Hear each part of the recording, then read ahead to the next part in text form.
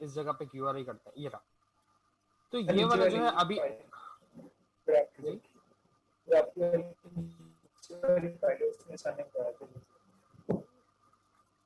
आपकी वॉइस असल में बहुत ब्रेक हो रही है, मैं सिर्फ अंदाजे से समझ पा रहा हूँ क्या आप कह रहे हैं कि ये वाला जो यूआरआई है, ये अगर आपने दूसरे दूसरे बेस पॉइंट से करना है तो इसमें क्या होता है कि अभी ये वाला तो चलो अपोलो बूस्ट पे हो रहा है मेरे ख्याल में, लेकिन जब आप रिएक्ट पे बनाते हैं ना तो इसका पूरा एक रैपर आप लिखते हैं जो कि आपके पूरे एप्लीकेशन को जो है वो प्रोवाइडर आपके उसको इंकैप्सुलेट कर देता है। लेकिन आप असल में अभी तो बिल्कुल अर्ली स्टेजेस हैं आपके, शुरू शुरू की, तो इसमें आप मल्टीपल प्रोवाइडर्स भी आप बना सकते हैं। तो आप उसको फिर रूट लेवल पे नहीं देंगे, आप उसको कंपोनेंट लेवल पे प्रोवाइडर्स देंगे। तो उस कंपोनेंट लेवल पे जो प्रोवाइडर देंगे जिस यूआरए के साथ, तो वो उसका उसके साथ वही इसके साथ चलता चलता जाएगा। अभी हम रिएक्ट पे देखेंगे तो फिर आपको मैं वहां पे बता दूंगा। अच्छा, ये फर्स्ट से जल्दी जल्दी से ये वाला आपका जो फर्स्ट स्टेप है इसको जल्दी जल्दी से यहीं से मेरे ख्याल से कंटिन्यू करते हैं ताकि एक कंटिन्यूटी आ जाए। और ये आप ऑलरेडी पढ़ चुके हैं तो इसको मैं जल्दी जल्दी से गुजार देता हूँ कि क्या काम हुआ था इसके अंदर। इसके अंदर काम क्या हुआ है जी, ये तो मुझे भी ज्यादा नहीं पता, देखते हैं क्या काम किया आपके सर ने। सबसे पहले एप्लीकेशन को स्टार्ट करने से पहले हम देखते हैं कि भाई इंडेक्स में क्या लिखा है। इंडेक्स आपका बताता है कि भाई यहाँ से आपकी एप्लीकेशन किस तरफ फ्लो होगी। तो ये कह रहे हैं कि भाई आपके जो इंडेक्स फाइल है उसके अंदर एक अदर कंपोनेंट है ऐप का। तो बाकी ये जो सारी चीजें ये तो सारी आपकी CLI की सिस्टम जनरेटेड में आती हैं। तो डोंट नीड टू वरी, आपने रिएक्ट जब पढ़ी होगी तो उसमें आप देखिएगा। तो हम सबसे पहले चलते हैं ऐप कंपोनेंट की तरफ। ऐप कंपोनेंट में आपके पास दो अदद कंपोनेंट्स शो हो रहे हैं, जो कि एक तो सर ने डिसेबल किया हुआ है, कमेंट किया हुआ है, दूसरे पे चल रहा है। ठीक है जी, तो दूसरे वाले कंपोनेंट पे चलते हैं। और इससे भी पहले हम एक काम करते हैं कि पैकेज जेसन देखते हैं इसकी। तो पैकेज जेसन में हमें कोई चीज एक्स्ट्रा जो नजर आ रही है वो एक अदद एक्सियोस है। बस एक अदद एक्सियोस ही है, बाकी तो कुछ नहीं है। तो एक एडिशनल जो सर ने आपके पास मॉड्यूल इंस्टॉल किया है वो एक्सियोस है। तो एक्सियोस पे देख लेते हैं क्या होगा। एक्सियोस आपके पास मेरे ख्याल से आप सब लोगों को पता ही होगा कि आपका एपीआई फेचिंग के लिए यूज होता है। आप कुछ भी यूज कर सकते हैं, आप XHR यूज कर सकते हैं, आप फेच यूज कर सकते हैं, आप एक्सियोस यूज कर सकते हैं, कुछ भी यूज करें। तो एक्सियोस जो है वो आपका मोर इजी टू यूज है, तो आप सर ने यूज किया हुआ है। तो यहाँ पर सबसे पहले क्या किया कि एक्सियोस के अंदर ऐसा पहले कोड समझ लेते हैं फिर इसको रन करके भी देखेंगे कि रन होके क्या चल रहा है, ताकि हमें एक आइडिया हो सके कि क्या क्या चीज क्या क्या फीचर इसके अंदर चल रहे हैं। तो एक अदर बेस यूआरएल आपका सर ने इसके अंदर कॉन्फ़िगर कर लिया, और जो कि ऑफ कोर्स गिटहब की डेवलपर एपीआईज का है, यहाँ से आप अपनी एपीआईज को एक्सेस कर सकते हैं। तो इसको भी बंद करते हैं। हम सबसे पहले आते हैं रिटर्न के अंदर। रिटर्न के अंदर हमारे पास एक अदद कंडीशन लगी हुई है कि भाई यूजर डेटा नाम का कुछ ना कुछ ऑब्जेक्ट या एरे है, अगर वो अवेलेबल हो तो आपका स्ट्रिंगिफाई फॉर्मेट में ये चीज चल जाए। अच्छा, जेसन डॉट स्ट्रिंगिफाई क्या करता है आपका, कोई बताएगा? फिर जेसन जी को स्ट्रिंग सर। में कन्वर्ट कर देता है। क्या कर देता है? जेसन को स्ट्रिंग में कन्वर्ट कर देता है। रुको सेगा, कर देता है। जेसन को हम्म अच्छा, अभी मैं इसको हटाता हूँ, अभी मैं देखते हैं कि बाकी के ऑप्शनल पैरामीटर्स क्या है। तो यहाँ पर जो है ये सिंपली जो डेटा था वो सर ने सिंपली बजाय, मतलब अभी तो सिर्फ कंसेप्ट देने के लिए सर ने कुछ उसको ब्यूटिफाई नहीं है, कुछ एचटीएमएल सही से रहने के, बस जो डेटा आया था एज इट इज उठाकर उसको डिस्प्ले कर दिया। आ, ठीक है जी, अब इसको देखते हैं। ये भाई ये कुछ यूजर इन्फॉर्मेशन लग रही है कुछ नाम से, और दूसरी इन्फॉर्मेशन लग रही है कुछ यूजर की रिपोजिटरीज। तो ठीक है जी। तो ये रिपोजिटरीज जो है आ लेके आ रहा है, ये यूजर का डेटा लेकर आ रहा है। अब ये डेटा आ कैसे रहा है, तो इसके लिए एक अदद हुक यूज किया हुआ है, यूज इफेक्ट। यूज इफेक्ट क्या होता है कि एसिंक्रोनसली आपके एपीआई कॉलिंग के लिए यूज होता है। तो यहाँ पर आप सर आए, यहाँ पर चलने में थोड़ा डाल देता हूँ। यहाँ पर यूजर के गिटहब के एपीआई के अंदर देखिए, यूजर्स के अंदर यूजर आईडी देंगे ना, स्लैश यूजर आईडी देंगे, तो उस पर्टिकुलर यूजर का सारा डेटा आपके पास लेकर आ जाएगा। फॉर एग्जांपल आपके अगर कोई यूजर हो, आप अपने डेटा यूज करना चाहते हैं, देखना चाहते हैं, तो आपका जो गिटहब यूजर नेम है, जो कि यूजर नेम यूनिक होता है हमेशा ऑफ कोर्स हो, तो आप वो यहाँ पे डालेंगे तो आपकी रिपोस्ट आपका इन्फॉर्मेशन आ जाएगी। आपकी रिपोस्ट्रीज की इन्फॉर्मेशन चाहिए वो भी आ जाएगी यहाँ से। ठीक है। अच्छा,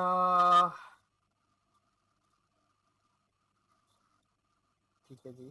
तो ये सिंपली यहाँ पर डेटा हो रहा है। एसिंक अवेट, क्योंकि आप ये अगर प्रॉमिस रिटर्न करेगा तो इसलिए आपको अवेट लगाना पड़ेगा। और सिंपली बस जो यूजर आ रहा है सेंड उसका इंफॉर्मेशन लॉग करी, और उसके बाद एक अदर यूज स्टेट का हुक बना के इसमें सेव कर दिया। ठीक है जी, तो इसको अब चला के देखते हैं।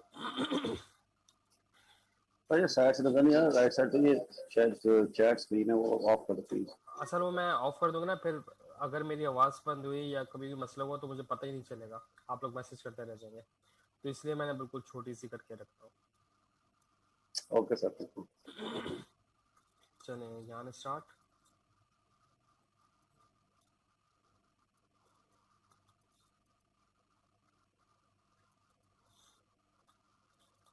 कंसोल देखते हैं क्या होता है भाई।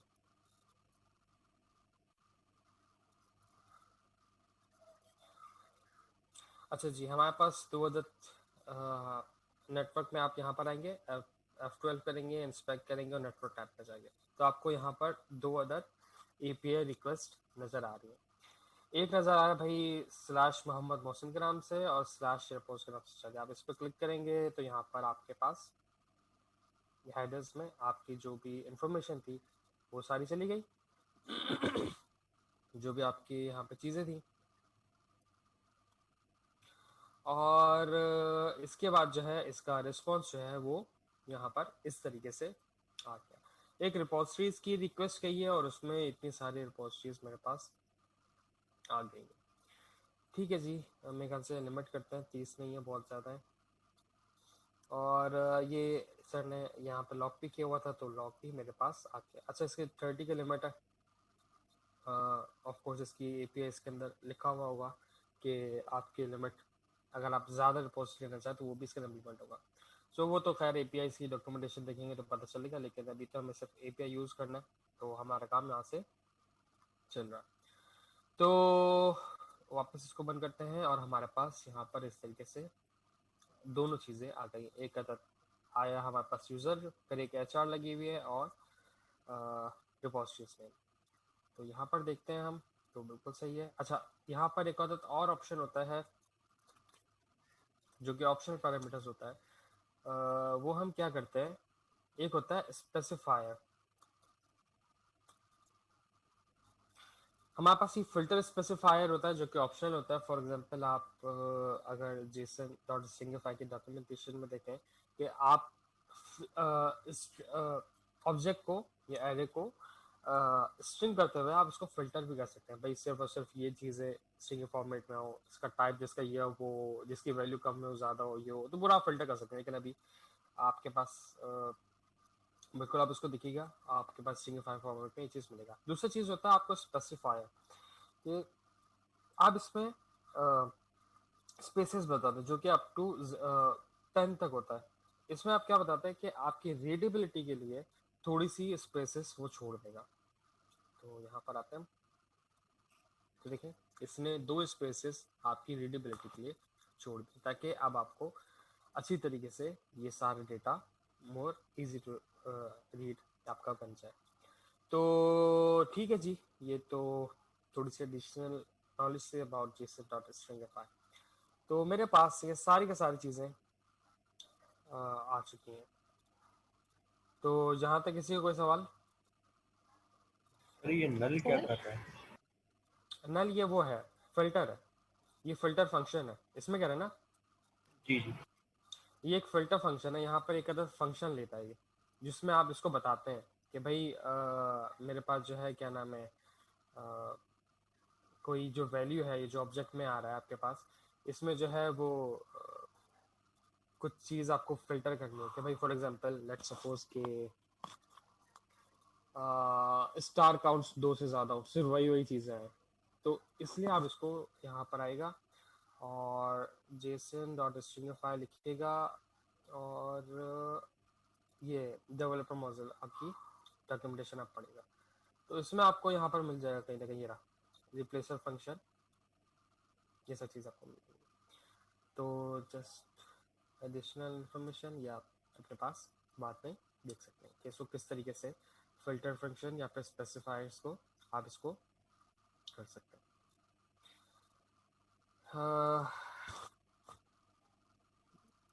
अच्छा, अभी हमने कोई इसमें फ़िल्टर नहीं करना तो इसलिए मैंने इसको नल दे दिया। भाई मेरे पास अभी कोई फ़िल्टर नहीं है, जो आ रहा है एज इट इज़ उठा के इसको आप स्ट्रिंग फॉर्मेट में कन्वर्ट कर दो। फिर एक अदद हम वापस आते हैं ऐप जेएस के अंदर। अब एक काम करते हैं, एक और हमने कंपोनेंट बनाया हुआ है, शायद यूज़ करने के लिए ही बनाया होगा, तो देखते हैं। सर आज की क्लास में पिछली क्लासेस रिवाइज होंगी बस? रिवाइज नहीं होगी, एक छोटा सा रिव्यू करके फिर हम बाकी के जो 2 स्टेप्स रह गए वो भी कर लेंगे क्योंकि वो रिलेटेड है, तो इससे सब सर मैं ये जो जल्दी से आप कोई करो। ये जो आप अभी रिवाइज कर रहे हैं ये आज से 4 क्लासेस पुरानी क्लास है। अच्छा, कितने जी स्टेप्स हो गए थे फिर? ये जो है ना ये आपने अभी अभी रेस्ट के साथ हमें गेट करवाया डाटा, ये अभी ग्राफिकल के साथ करने वाले हैं। और नीचे फोल्डर 2 फोल्डर 3 फोल्डर 4 भी है। फोल्डर 4 अच्छा, हमारी लास्ट 3rd क्लास है। फोल्डर कहाँ तक किया था फोल्डर? सर ये साथ में जहाँ ये शो हो रही है ना सोर्स के नीचे 3 फोल्डर भी नजर आ रहे हैं गिट जी जी इग्नोर के बिल्कुल ऊपर। हम्म। कहाँ ये तक पढ़ा हमारी था क्लास आपने? अभी तो ये 4 वाली भी हमने पढ़ ली, 5 वाली भी नहीं 4। हाँ जी हमने 3 वाली पढ़ी थी शायद अपोलो प्लान।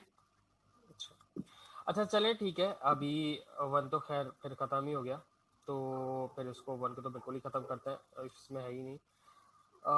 2 भी आपने पढ़ ही लिया तो फिर आप लोग पहले बताते थे, डायरेक्ट हम 3 पे जंप करते हैं। चलें कोई बात नहीं। हम वापस आते हैं 3 की तरफ। 3 को एक काम करते हैं, 3 को जल्दी से क्विक रिव्यू कर लेते हैं क्योंकि 3 और 4 जो है वो एक ही रिलेटेड है। लेकिन उससे भी पहले हमारे पास आपको मैं सिर्फ एक थोड़ा सा आइडिया दे दूं। और ये अपोलो क्लाइंट आज हमने पढ़ना था, लास्ट क्लास में थोड़ा सा देखा था तो टाइम खत्म हो गया था। अच्छा अच्छा अच्छा, सही। चलिए फिर एक काम करते हैं, इसी को स्टार्ट करते हैं, लेकिन मैं आपको इससे पहले मैं आपको बता दूं क्विक रिव्यू में कि हमारे पास जो अपोलो बूस्ट, आपको पता है क्या था? लाइब्रेरी जी तो GraphQL को सर्वर के साथ लिंक करने के लिए। अपोलो बूस्ट सर्वर के साथ लिंक करने के लिए सर्वर के और अंदर यूज करने के लिए सर GraphQL को। अच्छा, सर्वर ग्राफिकल से नहीं होता। अपोलो बूस्ट क्या होता है आपका? अपोलो क्लाइंट का आपके पास डिफरेंट कॉन्फ़िगरेशन होती है जो कि आपको करनी पड़ती है। तो अपोलो बूस्ट क्या तक क्या करता है कि मतलब सर आपको अगर होस्ट हमारे के, पास क्लाइंट ना हो तो? हाँ, क्लाइंट आपके पास ना हो, कॉन्फ़िगरेशन ना हो, आपको जस्ट फॉर टेस्टिंग करनी हो, तो उसके लिए आप जी अपोलो जी बूस्ट करते हैं। मेरे ख्याल से फिर ये तो आप पढ़ चुके हैं। जी चलें सर। फिर डायरेक्ट आते हैं रिएक्ट अपोलो क्लाइंट की तरफ। इसमें क्या है भाई,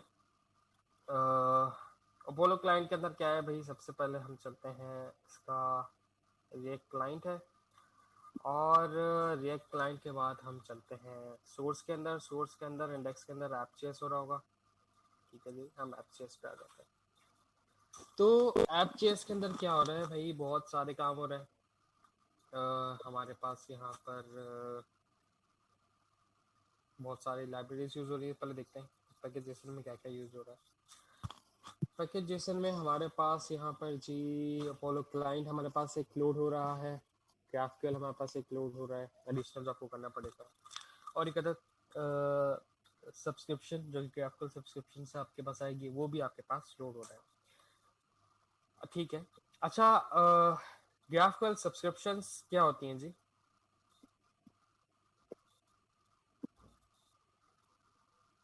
सर ये करनी है अभी। अच्छा, फिर आपको कुछ थ्योरी तो बताया होगा क्या होता है सब्सक्रिप्शंस?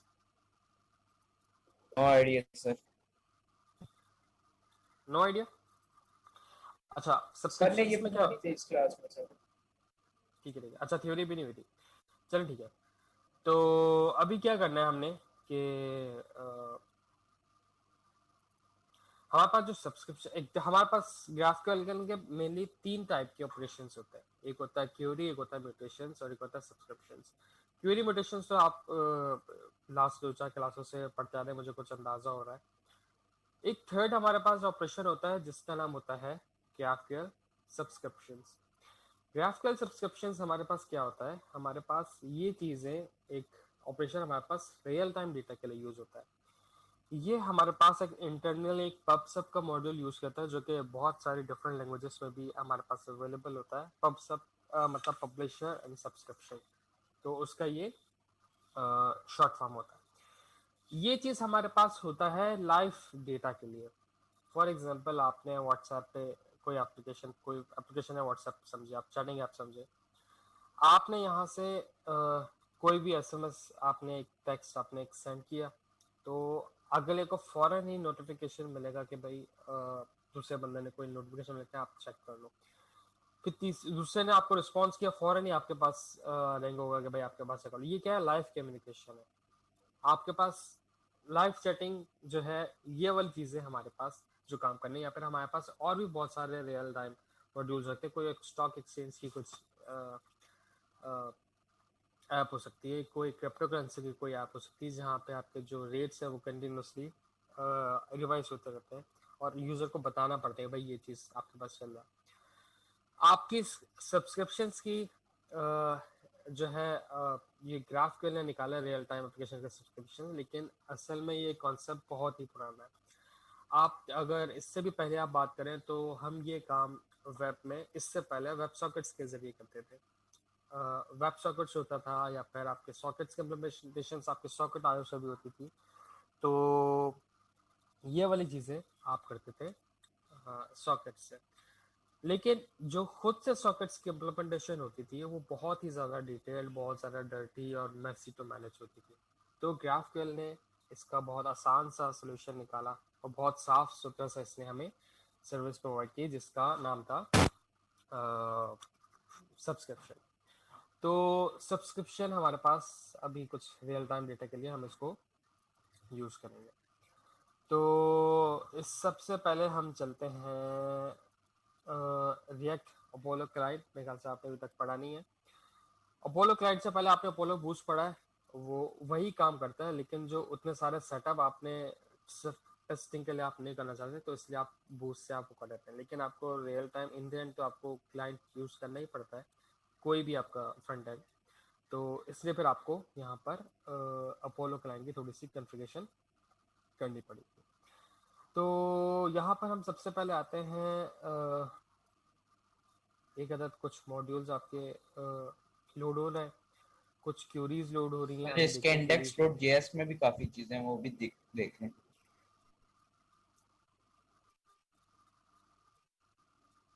इंडेक्स में बिल्कुल अभी देखते हैं। चलें यहीं से करते हैं, वो अच्छा कि आपने याद दिलाया। एक सबसे पहले क्वेश्चन भी था कि भाई सर सबसे पहले जो है हमारे पास डिफरेंट यूआरआईज हो, तो हमारे पास अपोलो क्लाइंट एक प्रोवाइडर प्रोवाइड करता है जिसका नाम होता है अपोलो प्रोवाइडर। प्रोवाइडर हमारा रिएक्ट का कंसेप्ट है, इसमें कोई ग्राफक्यूएल की कोई नई चीज़ नहीं है।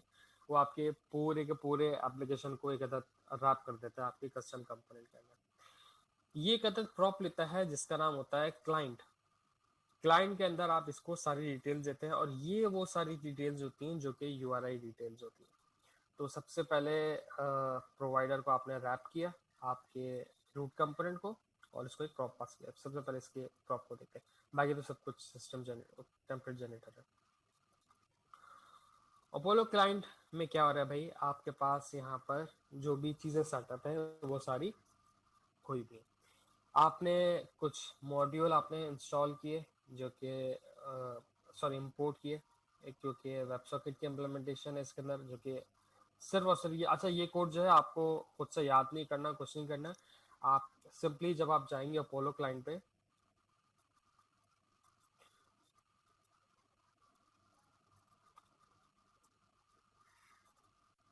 तो यहाँ पर आपको सारा मिल जाएगा। आपके सर ने यहीं से सारी चीज़ें लिखी हुई है, nothing to worry about. For example यहाँ सब्सक्रिप्शन पे चलते हैं, लेट्स सपोज।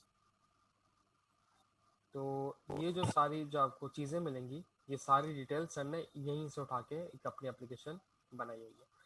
तो इसी तरीके से यहाँ पर सारी चीज़ें इंपोर्ट की हैं। वेब सॉकेट जैसा ये चीज़ें लिखी हैं कि भाई ये वेब सॉकेट इम्प्लीमेंट करो, यहाँ से इंपोर्ट करो, वो चीज़ क्या हो। तो ये आपको कोड का मतलब आपको टेंशन लेने की कोई ज़रूरत नहीं है कि ये इतना सारा कोड कैसे होगा और ये क्या-क्या चीज़ें लिखी हुई है। ये सारा आपको टेम्पलेट जनरेटर है। आपको यहीं से उठाकर सिर्फ बस कॉपी पेस्ट करनी है। लेकिन इसको देखते हैं भाई ये लिखा हुआ क्या है, कॉपी पेस्ट ऐसे ब्लाइंडली नहीं करते कोई भी। तो ये 3 अदर कुछ मॉड्यूल्स अपने लाइब्रेरी से इंपोर्ट किए हैं और ये भी बहुत सारी चीज़ें इंपोर्ट की हैं। देखते हैं क्या काम आ रही है। तो हमारे पास ये कह रहा है भाई सबसे पहले तो वेब सॉकेट का इनिशियलाइज करो। उसके अंदर आप अपना यूआरआई दो जहाँ पे आपको यूआरआई देते हो। फॉर अभी हमने पहले उसमें भी दिया था कि जो अपोलो क्लाइंट होता है, जो आपका सर्वर होता है, जो अभी हमने पहले पढ़ा है। तो इस तरह वेब सॉकेट को भी अलग से इनिशियलाइज करना पड़ता है। तो वही चीज़ है, इसके अंदर आपका यूआरआई होगा और वहाँ पर आपकी एक लोकल होस्ट चल रहा है। अच्छा, लोकल होस्ट एक लोकल सर्वर बनाया हुआ है आपके सर ने नोड.जेएस का, वो भी हम देखते हैं अभी कि वो क्या किस तरह काम करता है। तो एक अदद यूआरआई यहाँ पे बना हुआ है और इसके ऑप्शंस रिकनेक्ट वगैरह दिए हुए हैं। अच्छा, इसको आप डिटेल में थोड़ा और पढ़िएगा, इसकी थ्योरी बहुत अच्छी है। इसको एक एक चीज़, एक एक प्रॉपर्टी का आपको पता होना चाहिए कि क्या काम किस लिए कर रही है। फिर हमारे पास जो HTTP लिंक होता है जो कि अपोलो क्लाइंट के लिए यूज़ होता है, उसके लिए हम करेंगे। तो ये वाला काम जो है हमारा क्यूरी म्यूटेशंस के लिए हो गया और ये वाला काम हमारा सब्सक्रिप्शंस के लिए होगा। उसूली तौर पे हमें दोनों को एक ही यूआरआई एक ही ऑब्जेक्ट में हो जाना चाहिए, लेकिन उनका सिंटैक्स डिफरेंट है। इस वजह से हमें दो अलग अलग वेब सॉकेट को अलग और इसको अलग अलग इनिशियलाइज करना पड़ता है। हालांकि यूआरआई सेम ही है, लेकिन फिर भी इसका सिंटैक्स है दो अलग अलग आप करें। फिर इसके बाद इसका एरर कनेक्शन है कि भाई अगर कोई एरर आता है तो एरर हो जाए। अच्छा, फिर आपके पास यहाँ पर इसकी ये स्प्लिट वाला कि भाई अगर आपको पता कैसे चलेगा कि भाई ये सब्सक्रिप्शन वाला है या फिर ये म्यूटेशन वाला है। तो इसलिए आपका यहाँ पर ये कोड इन्होंने कुछ लिखा हुआ है कि अगर ये है तो ये करो, वो है तो वो करो। और ये आपका HTTP और व्हाट्स वेब सॉकेट लिंक आपका इन्होंने यहाँ पर इसको दे दिया। फिर प्लेन आपका एक अपोलो क्लाइंट बनता है जो कि आपने वेरी फर्स्ट 0 स्टेप में देखा था। ये वही चीज़ है और इसके लिंक आपको देना पड़ता है क्योंकि अब हमारे पास दो लिंक्स है, एक वेब सॉकेट का लिंक है, एक उसका लिंक है। तो स्प्लिटेड लिंक आप इसको देते हैं और ये एरर हैंडलिंग में आपके पास आ जाता है। और ये दो चीज़ें आपको एक्सपोर्ट करनी है बाहर, हम इसको यूज़ कर सकते हैं। तो यही वाली चीज़ यहाँ पर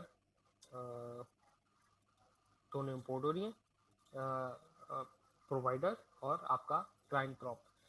तो ये चीज़ आपको लाजमी तौर पे आपको कंपोनेंट के अंदर चाहिए अगर आप चाहते हैं कि आपका ग्राफक्यूएल कंपोनेंट आपके थ्रू आउट द कंपोनेंट्स आपको यूज़ हो सके। तो आपको प्रोवाइडर देना ज़रूरी है, अदरवाइज प्रोवाइडर देना आप इसके बगैर भी काम कर सकते हैं। लेकिन हमें तो इंटायर एप्लीकेशन में ग्राफक्यूएल यूज़ करना है।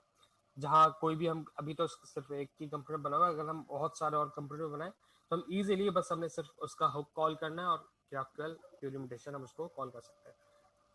कुछ सेटअप की ज़रूरत नहीं है। तो इस वजह से हम प्रोवाइडर यहाँ पर लगाते हैं ताकि आपके सारे इंटायर एप्लीकेशन के अंदर वो चीज़ एम्बेड हो जाए। चलिए जी, वापस आते हैं AppJS के ऊपर। अच्छा तो सर, यहाँ पर एक क्वेश्चन है सर। आवाज आ रही है सर? बिल्कुल।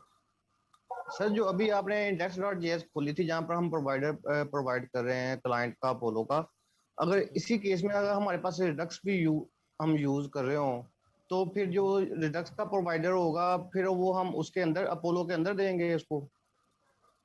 हाँ, आपके पास एक से ज़्यादा प्रोवाइडर भी हो सकते हैं। ऑफ कोर्स आपको उसको मल्टी रैप करते चले जाएंगे।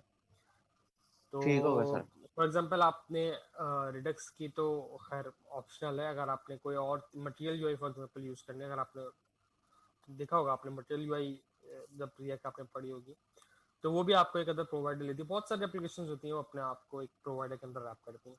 तो वो उसमें कोई भी मसला नहीं होता। आप इसको ऐसा नहीं है कि एक प्रोवाइडर हो गया तो दूसरा नहीं कर सकते, ऐसा नहीं है। तो वो भी आप ब्यूटीफुली उसको सब कुछ हैंडल कर सकते हैं। अच्छा जी, तो AppJS पे आते हैं। इतनी सारी चीज़ें लिखी हैं इसके अंदर, अभी पता नहीं क्या क्या लिखा है, चलें देखते हैं।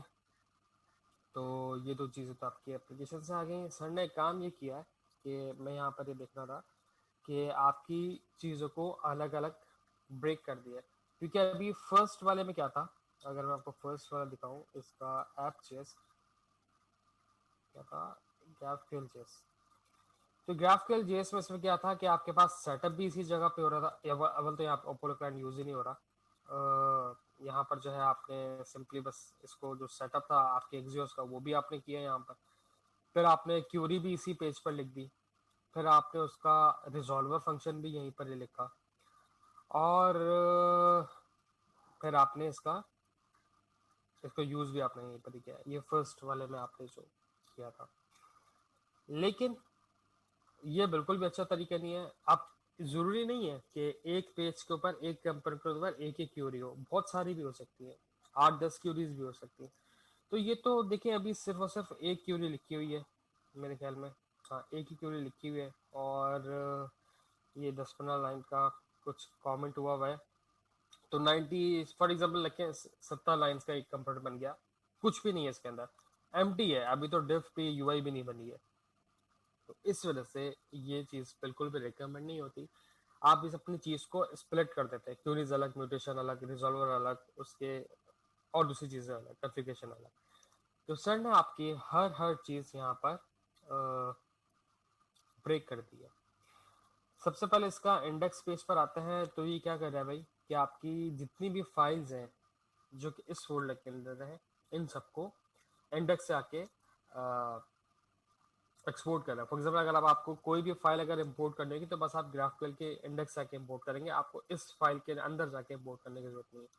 तो एक अच्छी प्रैक्टिस है, अगर आप चाहें तो ये रिडंडेंट है, लेकिन ये गुड प्रैक्टिस है। आप चाहते तो डायरेक्टली यहाँ से जो ग्राफक्यूएल क्यूरीज है आपका अलग से भी इसको लोड कर सकते थे, लेकिन सर ने आपका अलग अलग तरीके से इसको किया है। तो चलें देखते हैं। तो यहाँ पर सारी की सारी चीज़ें आपने सर ने इसको एक्सपोर्ट कर दी और इसको कहीं ना कहीं यूज़ किया होगा, भी देखते हैं इसको कहाँ यूज़ किया। तो क्यूरी पे पेज पे चलते हैं, कुछ भी नहीं किया, बस एक ग्राफक्यूएल का मॉड्यूल इंपोर्ट किया और एक अदर क्यूरी सर ने लिख के एक्सपोर्ट कर दी। म्यूटेशन के ऊपर आते हैं, एक म्यूटेशन लिख के, वही म्यूटेशन है जो कि आप क्यूरी है, कुछ इसके अंदर कोई डिफरेंस नहीं है, बस इसको एक्सपोर्ट कर दे फाइल बना के। इसके अंदर और मल्टीपल क्यूरीज भी हो सकती हैं, ये जरूरी नहीं कि हर क्यूरी हर म्यूटेशन के आप अलग अलग पेज बनाएं। क्यूरीज का एक ही पेज बना दें, म्यूटेशंस का एक ही पेज बना दें, और सारी म्यूटेशंस और क्यूरीज उन सब में अलग अलग आप लिख लें। तो क्यूरीज भी हो गई, म्यूटेशन भी हो गया, और सब्सक्रिप्शन है यहाँ पर। सब्सक्रिप्शन भी सर ने यहाँ पर लगाई हुई है, और उसका सिंटैक्स जिस तरीके से यहाँ पर हम क्यूरी लिखते थे और इसमें हम म्यूटेशन लिखते थे, इसके अंदर बस डिफरेंस है, सिर्फ यहाँ पर हम सब्सक्रिप्शन लिखेंगे, कोई डिफरेंस नहीं है। जैसा आप क्यूरी लिखते हैं बिल्कुल वही सिंटैक्स है, बस क्यूरी की जगह सब्सक्रिप्शन आ जाएगा, ताकि पता चलेगा भाई ये क्यूरी नहीं है, ये सब्सक्रिप्शन है। और ये भी लिख के एक्सपोर्ट कर दिया। बोलो सेटअप, ये तो अभी हम देख चुके हैं। तो ऐप जिस पे आते हैं, सर ने डायरेक्टली क्यूरी से जाके लोड किया हुआ है, तो ठीक है जी। तो क्यूरीज आपकी लोड हो गई, जो कि लोड यूज़र की क्यूरी थी आपकी यहाँ पर, ये वाली, तो सर ने यहाँ पर इसको इंपोर्ट कर ली। इसी तरीके से म्यूटेशन भी आप वहाँ बनाई हुई थी, तो म्यूटेशन भी वहाँ पर इसको कॉल कर ली, और सब्सक्रिप्शन भी इसी तरीके से कॉल कर ली। अब जो ये वाला जो हमारा यहाँ पर थोड़ा सा मैसअप हो गया था, ये वाला, वो इस फाइल में सिंपली इंपोर्ट हो गया। तो ये जो 15 लाइनें हैं, ये चीज़ें हमें लिखने की यहाँ जरूरत नहीं, बस अब वहाँ पे डायरेक्टली इंपोर्ट हो गई। तो इसका अब सबसे पहले रेंडर पे चलते हैं कि भाई क्या होता है। इसके रेंडर पे क्या हो रहा है भाई, इसके रेंडर पर सिंपली एक मैंने बटन ये मैंने खुद लगाया था अभी, बस प्लेन ये डेटा लॉग हो रहा है। अच्छा, इसको हम स्टार्ट करते हैं, कौन सा वाला ये,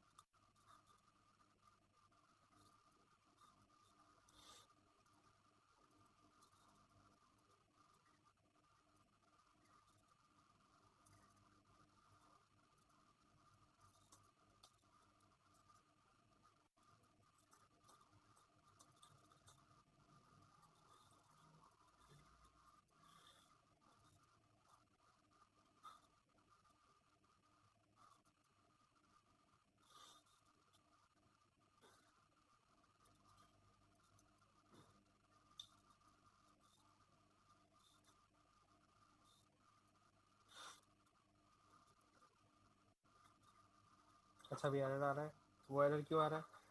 वो आपको एक अदद स्टेप 4 भी आपको चलाना पड़ेगा। अच्छा अभी वो क्या है अभी हम बाद में देखेंगे।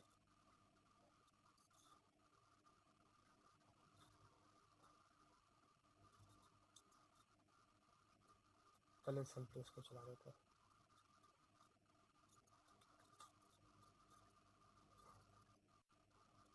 ठीक है, ये एक Node.js का सर्वर लिखा हुआ है जो कि 4000 पे चल रहा है, तो ठीक है। तो यहाँ पर ये चीज़ें यहाँ पर आ अच्छा यहाँ पर भी इसको हम स्पेसिस दे रहे हैं ताकि हमें आसानी रहे।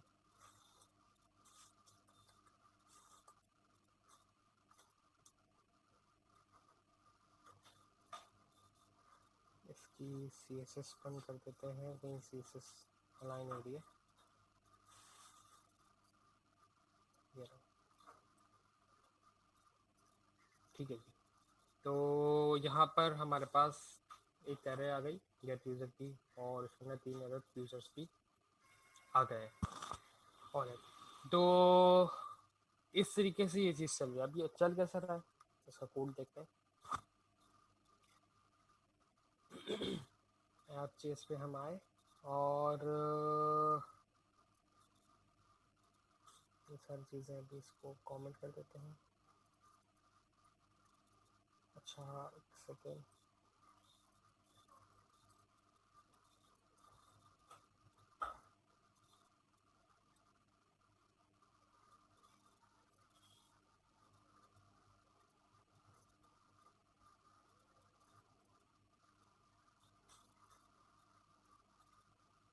सही। तो यहाँ पर जो है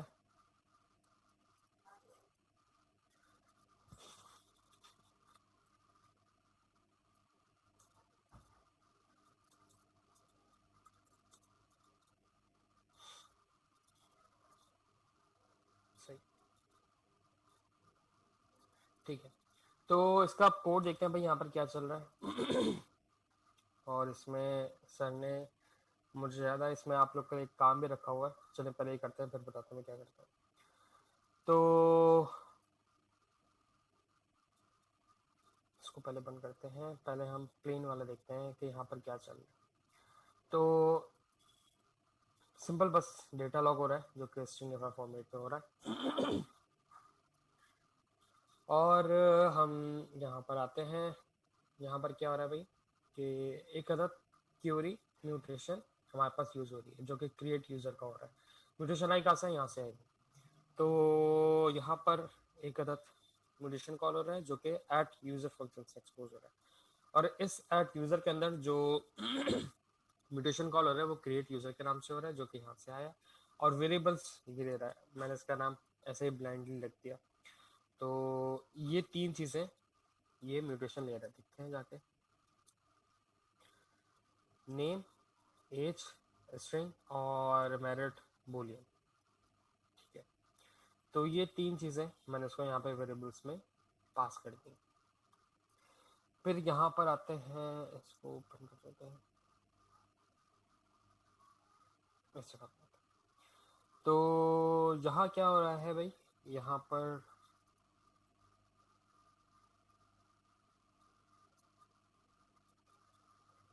यूज इफेक्ट को सिर्फ लॉक किया सर ने,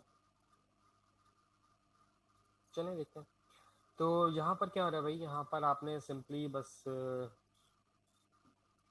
ये जो क्यूरी थी आपकी लोड यूजर्स की, वो लोड यूजर्स की यहाँ पर कॉल हो रही है।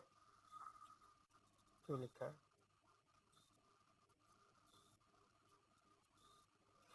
इस वाले इसकी इफेक्ट की ज़रूरत नहीं है, ये रिडंडेंट है। तो यूज क्यूरी हमारे पास आपको पता है डी स्ट्रक्चर के 3 चीज़ें देता है, कैरेक्टर देता है, पहला वाला 3 ऑब्जेक्ट देता है जो को आप किसी भी नाम से ले सकते हैं। ये नहीं कि आप लोडिंग दें, आप इसको नाम, इसको आप ए कर दें, इसको आप बी कर दें, इसको आप सी कर दें, तो भी चल जाएगा, क्योंकि आप सिंपल बस इसको जो भी चीज़ है उसको आप 3 अलग अलग वेरिएबल्स में ले रहे हैं। इसको मैंने एरर 2 क्यों किया, क्योंकि एक एरर ऊपर एक डिफाइंड ऑलरेडी, तो इस वजह से ये कहेगा भाई एरर ऑलरेडी डिफाइंड, दोबारा करने नहीं देगा। सॉरी। तो इसलिए एरर 2 मैंने यहाँ पे इसको दे दिया। तो लोडिंग स्टेट आ रही है, लोडिंग अगर होगा तो लोडिंग चलेगा, अगर डेटा आ चुका होगा तो डेटा आपको देगा। अच्छा, यूज क्वेरी में आपको पता तो है कि आपको ये 3 चीजें देता है। पहला वाला जो स्टेट होता है एरर, दूसरा लोडिंग क्यों देता है कि अगर आप डायरेक्टली आप डेटा को एक्सेस करेंगे, अगर मैं इसको लोडिंग नहीं देता, डायरेक्ट डेटा को एक्सेस करो, इसकी अभी डेटा तो एरर नहीं देगा, लेकिन अगर कोई स्पेसिफिक प्रॉपर्टी को देते हो ये ऑलरेडी नल या अनडिफाइंड है, तो नल तो नहीं खैर अनडिफाइंड होगा क्योंकि हमने ऑलरेडी इसको डिक्लेयर किया है, तो इस वजह से आपका यहाँ पर कोड ब्रेक हो जाएगा। तो ये लोडिंग आपको स्टेट देते हैं कि भाई अभी डेटा आया नहीं है, अभी ये लोडिंग स्टेट में है, तो आपने कोई लोडर चलाना है, कोई स्पिनर वगैरह आपको शो करवाना है, तो इसलिए आप यहाँ पर शो करवा सकते हैं। तो यहाँ से इसके बाद जो है ये लोडिंग स्टेट ऑटोमेटिकली फॉल्स हो जाएगी, तो ये वाला आपका ब्लॉक चल जाएगा जो कि प्लेन आपकी ये चीज़ें इसको ब्लॉक करके दे रहा है। तो आपकी नेटवर्क टैब में चलते हैं, रिसर्च करते हैं, ग्राफक्यूएल की क्यूरी कॉल हुई है जो कि क्यूरी है और ये चीज़ें वो लेकर आ रही है और वेरिएबल्स कोई नहीं है, तो ठीक है। और इसके रिस्पॉन्स में हमारे पास ये 3 चीज़ें आ रही हैं, 1 2 3, ठीक है। तो ये हमारे पास ये तीनों चीज़ें हमारे पास यहाँ पर आ चुकी हैं। तो अभी सब्सक्रिप्शन अभी नहीं देखते, अभी पहले हम बाकी चीज़ देख लेते हैं उसके बाद हम देख लेंगे। अच्छा जी, अब यहाँ तक किसी को कोई सवाल? सब्सक्रिप्शन अभी थोड़ा सा रुक जाए, अभी हम बाकी वो देखते हैं, उसके बाद वापस आते हैं सब्सक्रिप्शन पर। सर ये यूज क्यूरी से हमारे पास क्यूरी कॉल होती हुई मिलेगी या फिर इसको हमने गेट करके दोबारा से इस कंपोनेंट में कॉल करना होगा? क्या, कहाँ से, किस जगह से? सर ये नीचे यूज क्यूरी आपने यूज किया ना, जिधर वो 3 ऑब्जेक्ट डेटा, लोडिंग और एरर 2 रिटर्न कर रहा है, मैंने पूछना था कि ये हमें डेटा में क्यूरी कॉल करने के बाद जो डेटा आ रहा है वो डेटा दे रहा है? जी जी बिल्कुल बिल्कुल। ये यूज क्यूरी हुक आपने पढ़ा नहीं था अभी? नो सर, ये पूरा कंपोनेंट हमने दोबारा से नहीं पढ़ा हुआ अभी। अच्छा चलिए, फिर यूज क्यूरी क्या होता है? आपके पास ग्राफक्यूएल की क्यूरी को कॉल करने का तरीका होता है। अभी हम पहले क्या कर रहे थे, सबसे पहले आपने देखा था कि ये जो एपीआई था ग्राफक्यूएल का, हम इसको एक्सियोस से कॉल कर रहे थे। ये आप इससे फैक्ट से भी कॉल सकते हैं, लेकिन ये सही तरीका नहीं है। इससे आपके एक नेटवर्क रिक्वेस्ट लग रही है सिंपल, आपको कुछ और चीज़ इससे हासिल नहीं हो रहा। लेकिन जब आप रिएक्ट में काम करेंगे तो आपने एक्सियोस कुछ फैच वैच नहीं करना, आपने एक अलग हुक कॉल करना है जिसका नाम होगा यूज क्यूरी। यूज क्यूरी के अंदर आप इसको पूरी की पूरी क्यूरी देंगे। वो क्यूरी क्या चीज़ है? वो क्यूरी है ये वाली चीज़। आप डायरेक्टली उठा के ये चीज़ उठा के इसको दे सकते हैं। अगर मैं चाहूँ कि भाई मुझे वो समझ में नहीं आ रहा, मुझे यहीं पर ही चाहिए, ये मैं यहीं पर लिखूँगा, तो स्ट्रिंग फॉर्मेट में इसको मैं से यहाँ पर इसको क्यूरी लिख के दूंगा। लेकिन अब क्योंकि हमने इसको एक वेरिएबल से एक्सपोर्ट किया और साफ सुथरा काम करना चाहते हैं, तो इसलिए हम यहाँ पर इसको एक इम्पोर्टेड फॉर्म में क्यूरी दे देंगे। यूज क्यूरी जो है हमारे पास रीच स्ट्रक्चर करके हमें 3 चीज़ें रिटर्न करेगा। पहला वाला जो इसका चीज़ होगी वो होगा एरर स्टेट, कि भाई अगर कोई एरर होगा, कि अगर मेरे पास एरर आता है, if error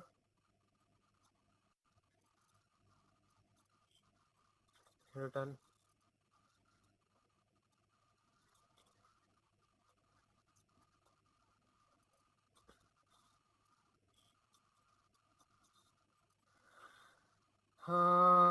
सम एरर, अगर आप कुछ भी यहाँ पर लिख देंगे या कोई भी आप इसको मैसेज आप इसको शो करना चाहें, और आप इसको लॉग भी आप करके देख सकते हैं भाई क्या एग्जैक्टली वो एरर क्या है, तो इसमें आपको मिल जाएगा एरर स्टेट। दूसरे वाले में मिलता है आपको लोडिंग स्टेट, कि भाई अब ये एपीआई तो एक एसिंक है ऐसा नहीं कि आपने फॉरन लोड के एकदम से आ गई, ये थोड़ा सा एसिंक्रोनस होती है क्योंकि एपीआई हमेशा एसिंक्रोनस होती है। तो इस तरह से जितनी देर के लिए हमारे पास डेटा जा रहा है उतनी देर के लिए आपको ये लोडिंग दिखाएगा, क्योंकि अभी ये नेटवर्क थोड़ा सा सही चल रहा है। तो बहुत फ्यू मिली सेकेंड्स में ही डेटा आ जाता है।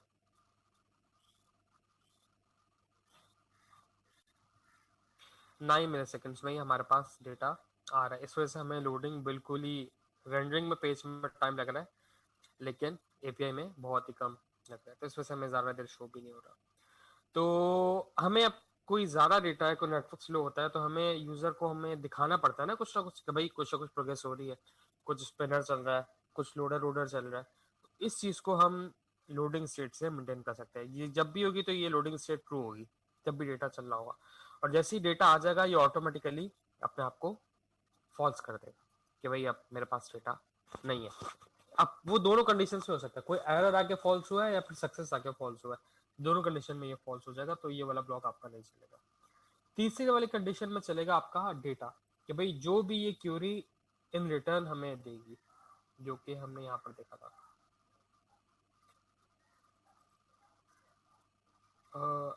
मैं असल में इसीलिए थोड़ा पीछे से आना चाह रहा था ताकि थोड़ा सा फ्लैशबैक याद हो जाए। चलिए कोई बात नहीं, खैर देखिए ये जो हमारा रिस्पॉन्स आया था ना अवेट करके, ये वाला जो रिस्पॉन्स है जो कि इस क्यूरी के जरिए आया है, वो हमें मिल रहा होगा यहाँ पर डेटा के अंदर। तो वो डेटा हमने यहाँ पर इसको शो करवा दी। तो मैं रिफ्रेश करूँगा, मेरे पास क्यूरी जा रही है और क्यूरी के रिस्पॉन्स में 3 अदर एरे आ रही है, 3 अदर ऑब्जेक्ट आ रहे हैं, जो कि यूज़र ऑब्जेक्ट है, सारिम, रमशा और हसन अली। तो ये 3 हमारे पास ये चीज़ें आ चुकी हैं। और एक अदद म्यूटेशन भी कॉल हो रहा है। म्यूटेशन के लिए क्या चीज़ है? म्यूटेशन के लिए हमारे पास एक हुक है जिसका नाम है यूज म्यूटेशन। यूज म्यूटेशन क्या करेगा आपका, एक अदद वैसे ही एक अदद जो कि आपका जो म्यूटेशन होता है आपका, वो एक अदद लेगा। वो भी आपकी मर्जी है, आप सिंपली यहाँ से उठा के आप इसको डायरेक्टली जो है म्यूटेशन पास कर दें, या अच्छा तरीका करें जो कि इस वक्त सर ने ऑलरेडी फॉलो किया है कि भाई यहाँ से आपने एक ऑब्जेक्ट एक्सपोर्ट किया और यहाँ पर इसको यूज़ कर लिया। तो ये वाला यहाँ पर ऑटोमेटिकली इम्पोर्ट करके इन द एंड वो वही फॉर्मेट बन जाएगा जब ये कंपाइल होगा। तो ये चीज़ें आपको एक अदद एरे देगा। एरे के अंदर 2 चीज़ें होंगी, 2 मिनिमल चीज़ें होंगी, 2 इससे ज़्यादा भी होती है, एक एरे दूसरा लिंकिंग भी होती है, कैशिंग वगैरह होती है। तो खैर अभी अभी हम यहीं पे स्टिक होते हैं 2 ऑप्शन तक। एक होता है एक अदद फंक्शन ये आपको देगा कि भाई इस म्यूटेशन को कॉल करना, तो एक अदद फंक्शन आपको कॉल करना पड़ेगा। यहाँ वो फंक्शन का आप नाम लिखेंगे। क्रिएट यूज़र आप कुछ भी रख सकते हो, 1 2 3 कुछ भी करें, ठीक है। तो वो आप इसको कॉल यहाँ पे कर लें।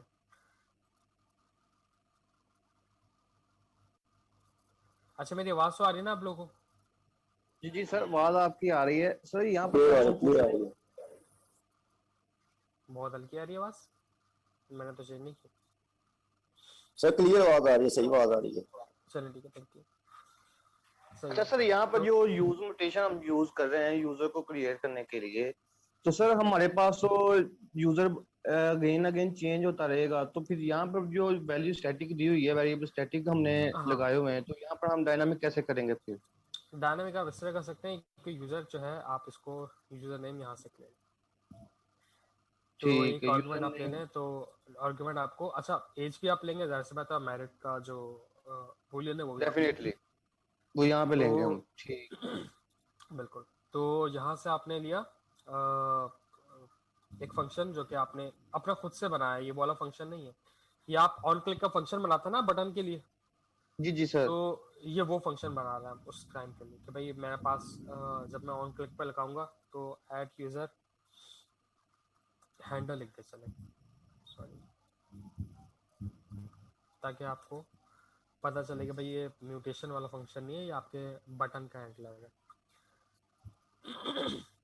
तो आपने बटन के हैंडलर पे इसको एक अदर फंक्शन बनाया। अच्छा मैं इसको डायरेक्ट यहाँ से हटाता हूँ।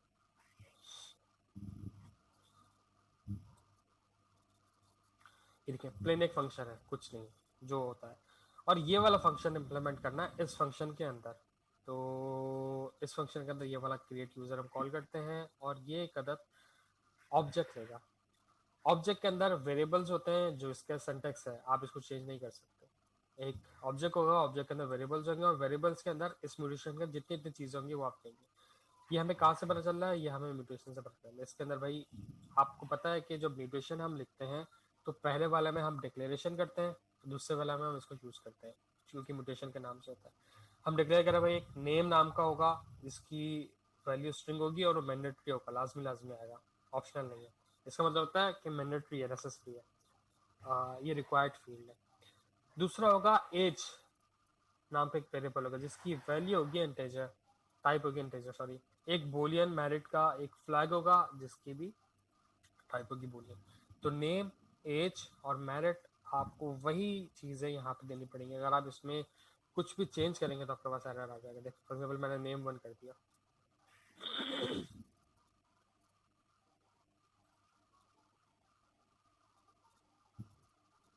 ऐसा यहाँ पे कॉल किया हुआ है,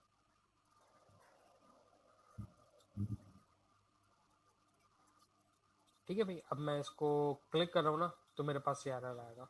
क्यों? क्योंकि वही कहेगा भाई variable name is required of type string लेकिन वाज नॉट प्रोवाइडेड। तो मैसेज, एरर मैसेज पढ़ने से ही आपको समझ में आ जाएगा कि भाई वो कह रहा है भाई एक वेरिएबल नेम नाम का रिक्वायर्ड है जिसके टाइप होगी स्ट्रिंग, लेकिन वो प्रोवाइड ही नहीं किया गया है। तो वापस हम आते हैं, हम देखेंगे भाई, हम यूज़र हैंडलर बटन पे चलते हैं कि भाई हमने पास तो किया है लेकिन उसकी हमने स्पेलिंग मिस्टेक कर दी, 1 कर दिया। अब हम ऐसे करेंगे, अब हम जाएंगे तो अब हमारे पास ये डेटा आ जाएगा। यूज़र क्लिक करेंगे, इसको अभी रिफ्रेश करते हैं तो हमारे पास ये डेटा आ गया। अच्छा अभी तो मैंने आपको वही बता दिया कि क्या नाम है, इसको हम आर्ग्यूमेंट कैसे लेंगे। तो ये जो आपका जो ये बटन है इसमें आप इसको आर्ग्यूमेंट ले सकते हो। फॉर एग्जाम्पल मैंने यहाँ पे लिख दिया असद, तो यहाँ पे आप इसको, आप अभी तो मैंने यहाँ पर भी हार्ड कोड कर दिया लेकिन असल में तो आप ये किसी इनपुट फील्ड से आप ले रहे होंगे।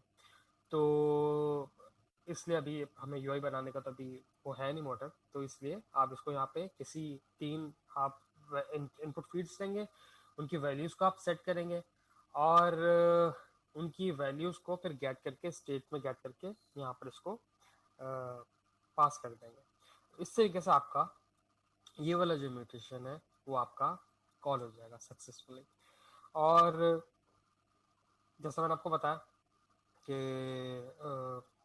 ये जो म्यूटेशन है ये 2 चीज़ें लेगा, एक अदर तो फंक्शन देगा जो कि उस नाम को देगा आपको कि भाई किस नाम से आपको यूज़र बनाना है, फंक्शन ऐड करना है। दूसरा आपको एक एरर स्ट्रिंग देगा। तो एरर अगर आपको आता है तो ये हमने वहाँ पर लॉग भी किया था, तो इसको आप इसको जब एरर आता है इसको हम इसको वहाँ पर देख भी सकते, लेकिन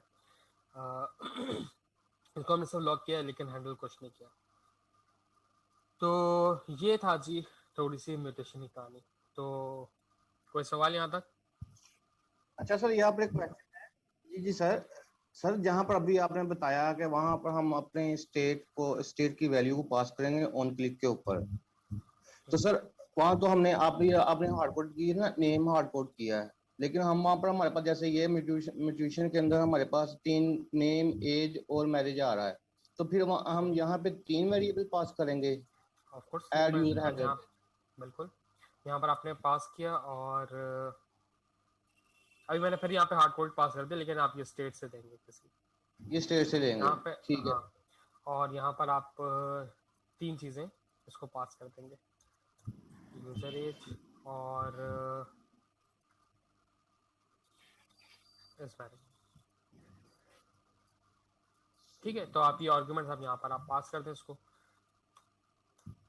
यूजर नेम और यूजर एज और इस मैरिड। ये तो आपको वो है ना आर्गुमेंट्स, आप कुछ भी नाम रख सकते हैं लेकिन वो हमेशा मीनिंगफुल होना चाहिए।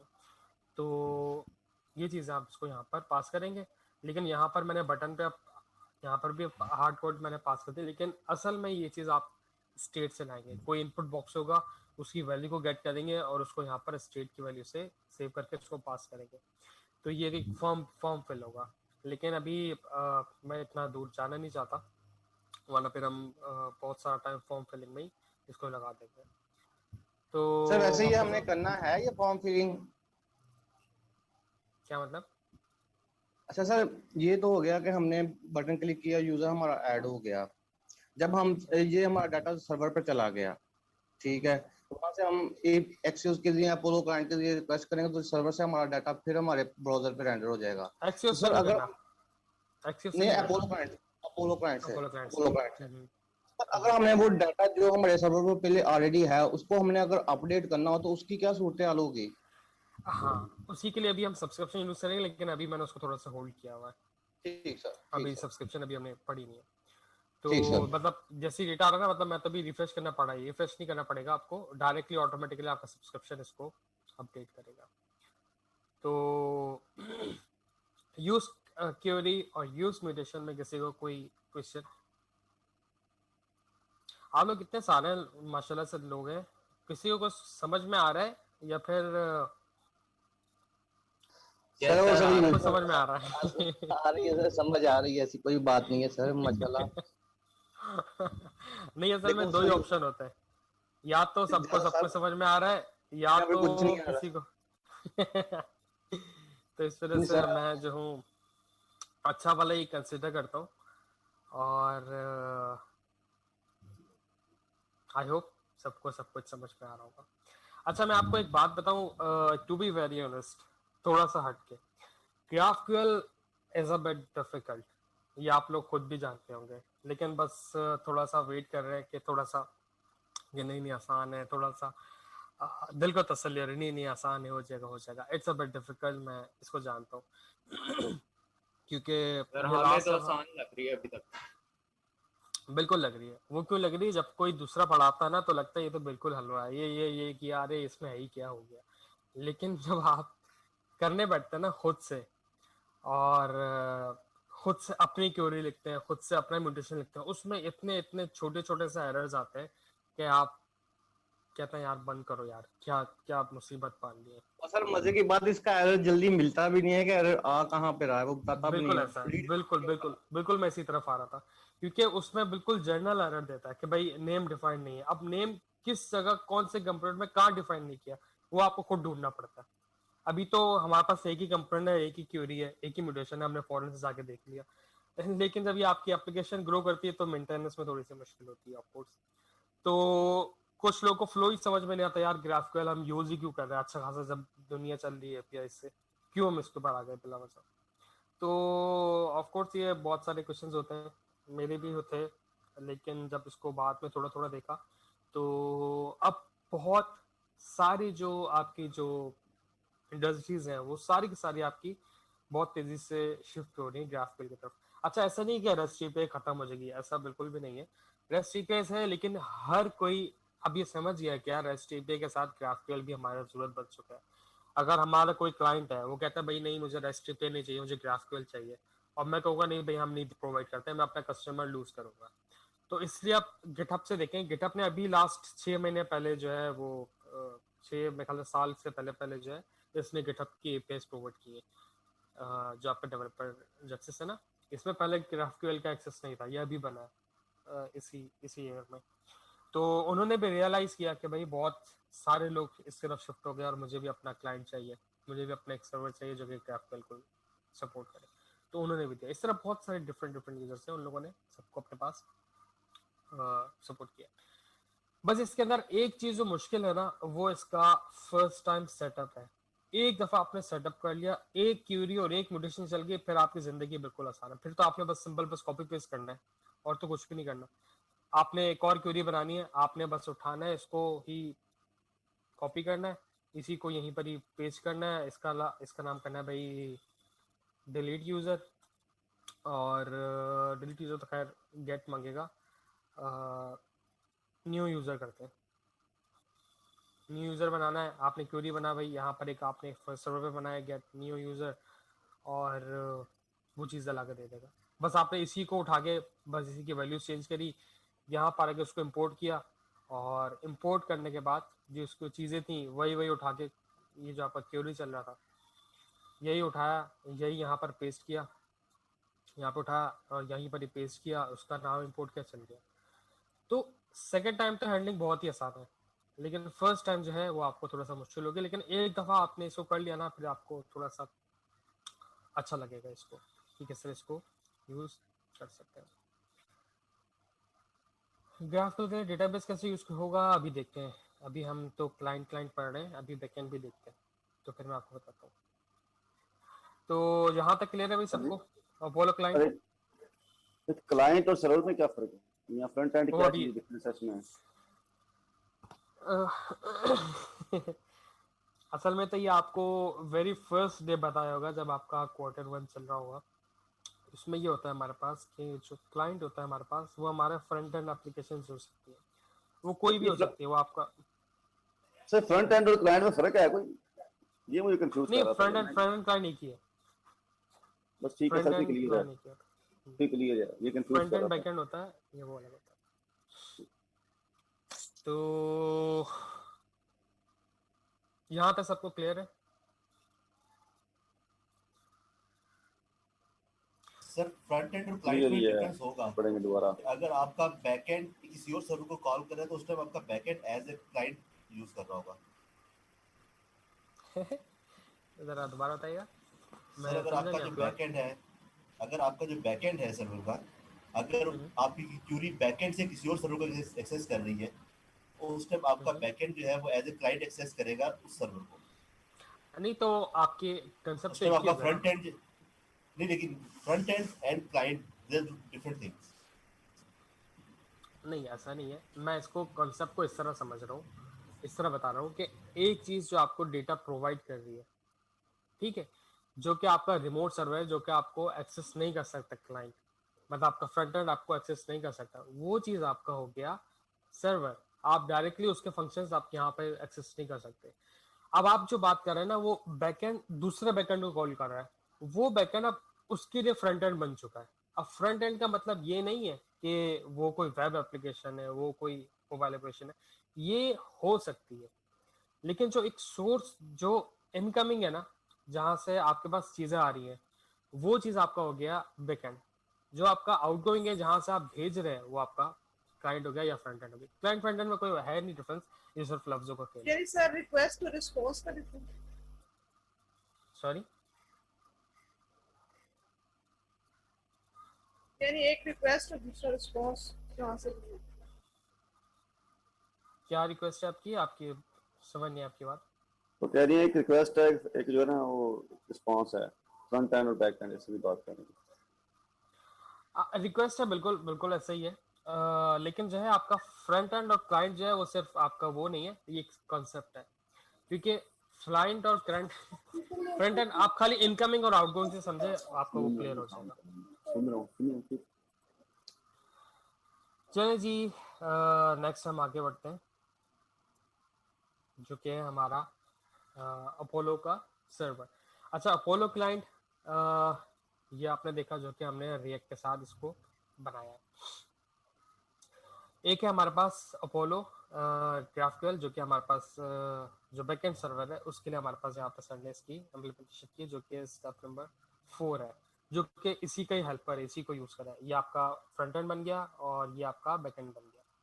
इसमें क्या है भाई, इसके पैकेजेस में चलता है, इसके पैकेजेस में क्लाइंट का सब्सक्रिप्शन पढ़िए। क्लाइंट अभी आते हैं, इसी के सब्सक्रिप्शन लेके फिर क्लाइंट के सब्सक्रिप्शन पे आते हैं।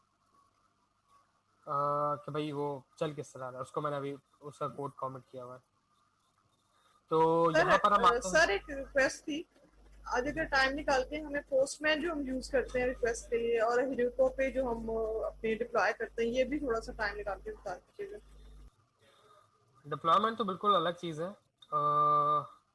उसके लिए तो मेरे ख्याल से कोई क्लास की शायद ज़रूरत भी नहीं है। वो तो सिंपल बस आप 2-4 कमांड्स देते हैं, आपको आप लोग को लास्ट में वैसे ही उसका प्रोसीजर बता दूंगा, वो आप उससे आप कर सकते हैं, क्योंकि वो बहुत ही मतलब आपके जो कैलिपर उससे बहुत ही लो है। वो आपको सिंपल बस एक थ्योरी एक आर्टिकल दे देंगे, आप उसको फॉलो करेंगे, सिंपल प्लेन आप उसको फॉलो कर लेंगे।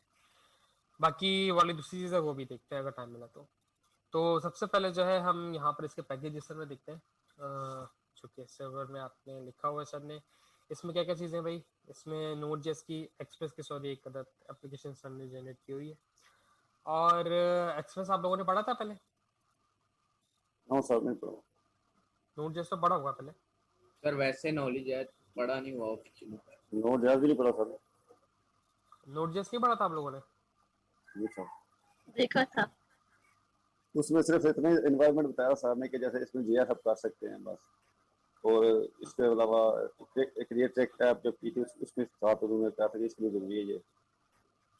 अच्छा, चलें फिर, कोई मसले की बात नहीं है। अभी जो आपका अभी ये अपोलो क्लाइंट चल रहा है ना, इसके बाद आप गेट्सबी पढ़ेंगे और जैमस्टैक। गेट्सबी के बाद आपका अपोलो सर्वर पढ़ाएंगे, उसमें बहुत डिटेल Node.js आप पढ़ेंगे, Node.js आप लोग पढ़ लेंगे। तो ये आपके फ्यूचर की चीज़ सर ने थोड़ी सी पहले दी हुई है, लेकिन आप इस वाले स्टेप 4 को एक थ्रू आउट चैनल बहुत सारी डेप्थ डिटेल क्लासेस में आप पढ़ेंगे, लेकिन हमें उसके लिए चाहिए कुछ ना कुछ। तो इस वजह से ये सर ने एक एप्लीकेशन ऐड की हुई है अपोलो सर्वर की। लेकिन आप ये परेशान नहीं होगा, अपोलो सर्वर आपके पास पूरा एक अलग सर एक क्वेश्चन है, सेक्शन है इस कोड में। अगर अपोलो क्लाइंट इस्तेमाल करना है हमें तो उसके लिए अपोलो का सर्वर जरूरी है? आपको करना चाहिए, क्योंकि इस तरीके से जो आपकी कॉन्फ़िगरेशन जो है वो आपकी आसान हो जाती है। लेकिन आप ऐसा नहीं है, आप बैकएंड पे आपने कुछ और यूज़ किया है, क्लाइंट पे आप कुछ और यूज़ करते हैं, आप कर सकते हैं। लेकिन अगर आप खुद ही बना रहे हैं आप, तो आपको एक सिंगल स्टैक ही यूज़ करना चाहिए। सर अपोलो के सर्वर के लिए Node.js और एक्सप्रेस आना चाहिए। अपोलो के सर्वर के लिए आपको Node.js और एक्सप्रेस, अच्छा Node.js एक्सप्रेस अलग चीज़ नहीं है। Node.js है बेसिकली जो कि आपकी बैकएंड की जावास्क्रिप्ट कंपाइल करता है। एक्सप्रेस उसका एक अलग फ्रेमवर्क है। Node.js और एक्सप्रेस अलग अलग चीज़ें नहीं है। एक्सप्रेस Node.js का ही एक फ्रेमवर्क है, ठीक है। जैसे जावास्क्रिप्ट और रिएक्ट अलग अलग नहीं है, जावास्क्रिप्ट का ही फ्रेमवर्क एक रिएक्ट है। तो ये वो वाली चीज़ है। तो यहाँ पर एक अदद सर ने एक्सप्रेस एक मॉड्यूल इंस्टॉल किया हुआ है, कुछ GraphQL किया हुआ है, जो आपको सब्सक्रिप्शन यूज़ किया हुआ है, वेब सॉकेट सर्विसेज यूज़ की हुई है, और दो चार चीज़ यूज़ की हुई है। सर अगर हम तो ठीक, अपना एक स्कीमा बनाते हैं, उसके रिजॉल्वर वगैरह बनाते हैं पूरा एक्सप्रेस, तो वो हमारे लिए ज्यादा मतलब इजी नहीं हो जाना? इसमें बना हुआ है ना, इसमें आप पूरा स्कीमा बना हुआ है, इसको आप इसी तरीके से देखेंगे। तो असल में यह आपके सर ने एक बहुत अच्छा किया हुआ है, क्योंकि हम इस तरह कम वक्त में बहुत सारी चीज़ें सीख पा रहे हैं। अगर हम पूरा लाइव कोड करेंगे ना, तो यकीन माने अभी हम सिर्फ सेटअप में ही फंसे हुए होते हैं अभी तक भी, क्योंकि एक एक चीज़ हमें खुद कोड करना पड़ रहा होता। तो और वो जो कोड हम खुद भी करते हैं ना, वो हम खुद से कोई याद करी हुई चीज़ नहीं है। वो भी हम सिंपल, ये जो मैंने आपको आर्टिकल दिखाए थे ना, यहाँ पर ये कहीं यहीं से उठा उठा के पढ़ के अब इसको हम कॉपी पेस्ट कर रहे थे। तो ये सर ने, आपके सर ने पहले से एक मेहनत करके रखी हुई है, तो एक अच्छी बात है। लेकिन मैं आपको एडिशनल इसलिए बताया कि अगर आप समझेंगे भाई सर की ये बॉलर प्लेट ही तो हर वक्त यूज़ नहीं होगी, आप कभी कभी खुद भी अपना भी काम करेंगे, तो वो यही चीज़ है, आप बिल्कुल गेटिंग स्टार्टेड से जाएंगे और जो ये काम कह रहा है वो बस वो करते जाए।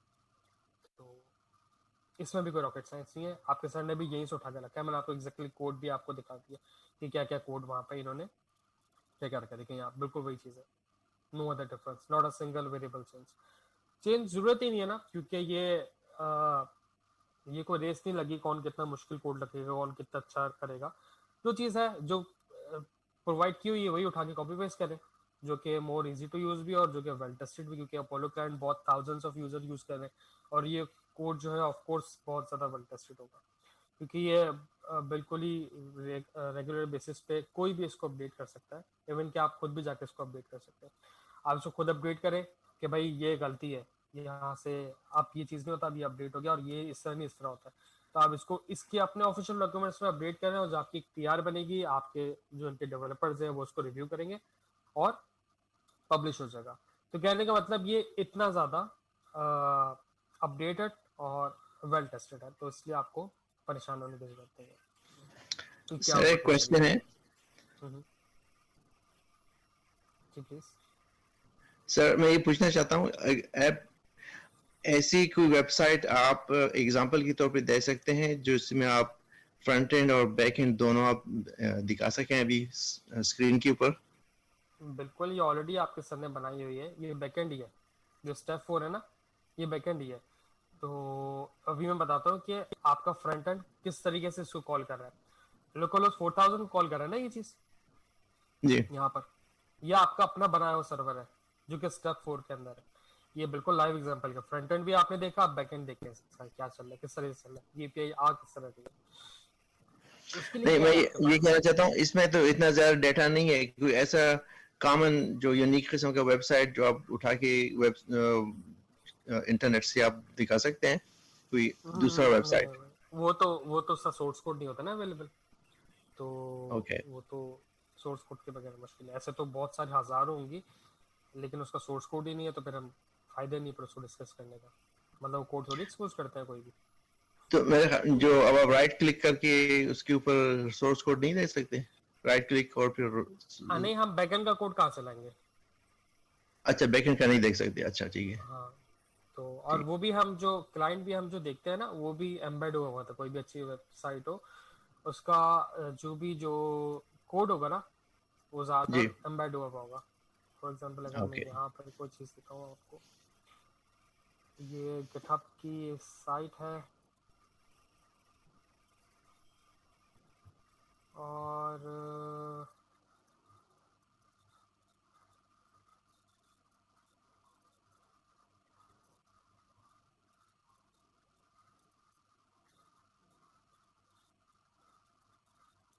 नोड मॉड्यूल्स, अच्छा चलिए नोड मॉड्यूल्स आपको दिखाता हूँ कि मतलब कि किस तरीके से होता है ना।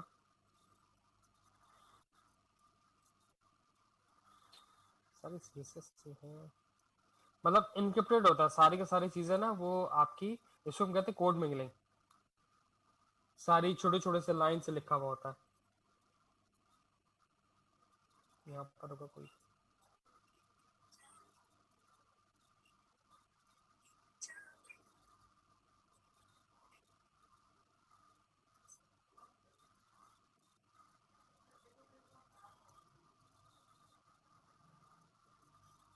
ये देखिए, ये फाइल मिलेगी आपको। अब इसमें आपको variable B D, return n is less than दे, ये चीज कोड मिंगलिंग हुई हुई होती है। अब ये उठा भी नहीं और इसको हम ब्यूटीफाई भी कर दिया, थोड़ा सा टाइम लगेगा इसमें।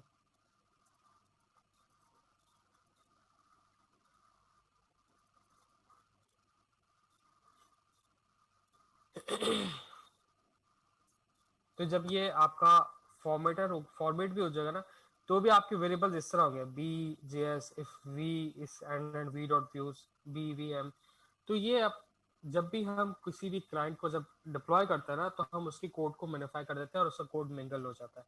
मिंगल से मतलब उसकी सारी चीजें एक तो कंप्रेस हो जाता है, दूसरी चीज है उसके वेरिएबल नेम सारे चेंज हो जाता है, ताकि not much easy to read हो।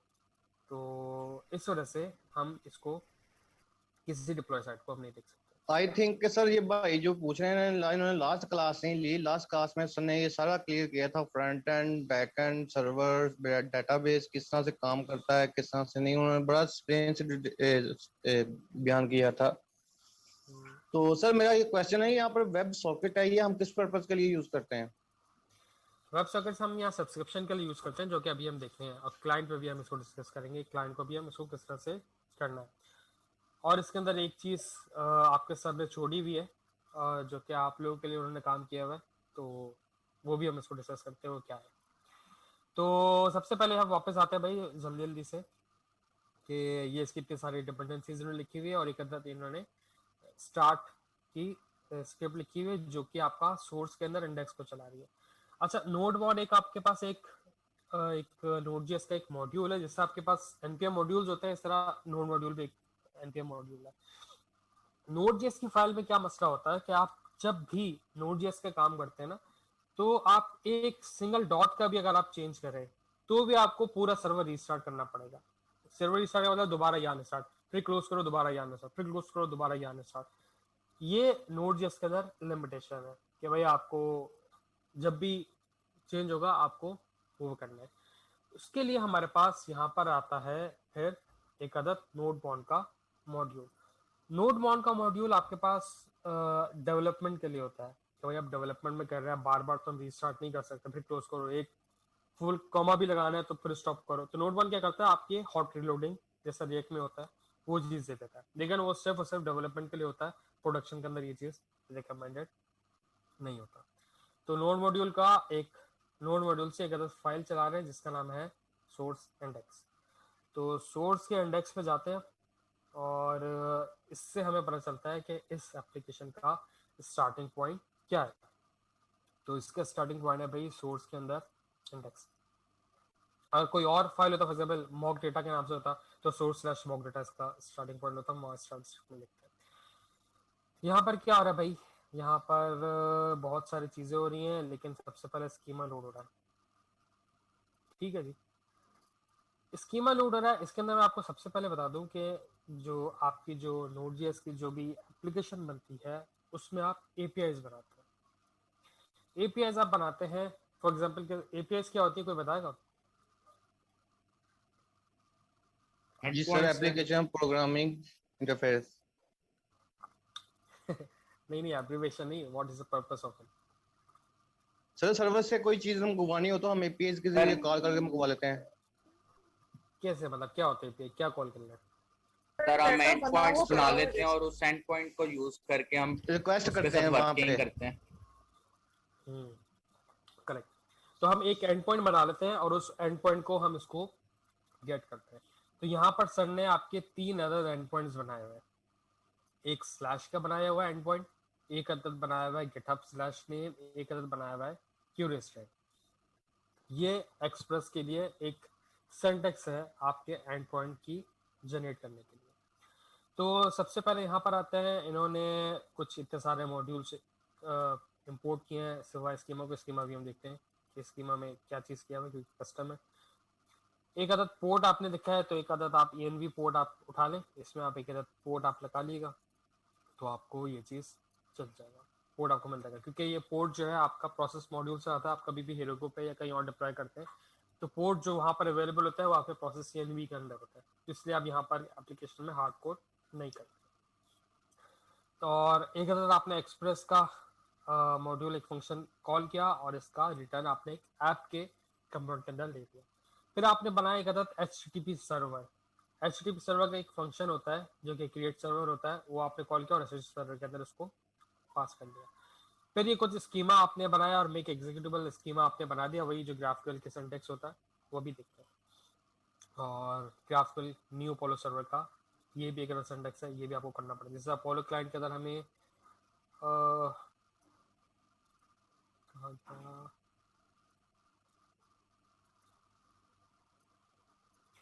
जो हमें ये वाले काम करने होते हैं ना अपोलो क्लाइंट के अंदर, ये वाले, सॉरी ये वाला काम है अपोलो क्लाइंट। हम मेन्यू का तीसरा हम यहाँ पर अपोलो सर्वर भी इस जगह पर बनाएंगे।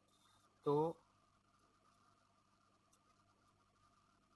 ये वाला सर्वर है, इसके अंदर आपने स्कीमा दिया और स्कीमा में 2 चीज़ें, एक है टाइप डेफिनेशन है और दूसरा है रिजॉल्वर, जिसमें आपकी इन दोनों से क्यूरी म्यूटेशन आपके पास चल जाएगी। ऐसे अभी देखते हैं। फिर आपने क्या किया भाई कि एंड पॉइंट बनाओ स्लैश के नाम से, यानी कि रूट का, और इसका हम लोकल होस्ट 4000 पे दिया हुआ है, तो 4000 पे चलते हैं स्लैश, तो हमें यहाँ पर ये चीज़ मिल रहा है। तो हमारा ये चीज़ चल रहा है 4000 के पोर्ट पर। फिर एक और सर ने दिया हुआ है एंड पॉइंट। अब जो आप जो बात कर रहे थे ना कि क्या नाम है, अगर वो बैकएंड एक और बैकएंड को कॉल कर रहा है तो वो उसका क्लाइंट है, वो वाला एग्जांपल ये है कि हमने हमारा यहाँ Node.js का एक अदद एंड पॉइंट चल रहा है। ये एंड पॉइंट एक अदद और GitHub की API को कॉल करके लेकर आ रहा है, जो कि डेटाबेस GitHub से लेकर आ रहा है। ये वहां से जाके डेटा लेकर मेरे पास आ जाओ। तो अब ये वाला बैकएंड के लिए जो क्लाइंट बन गया वो इसका ये वाला बन गया। ठीक है, ये क्लियर आपको?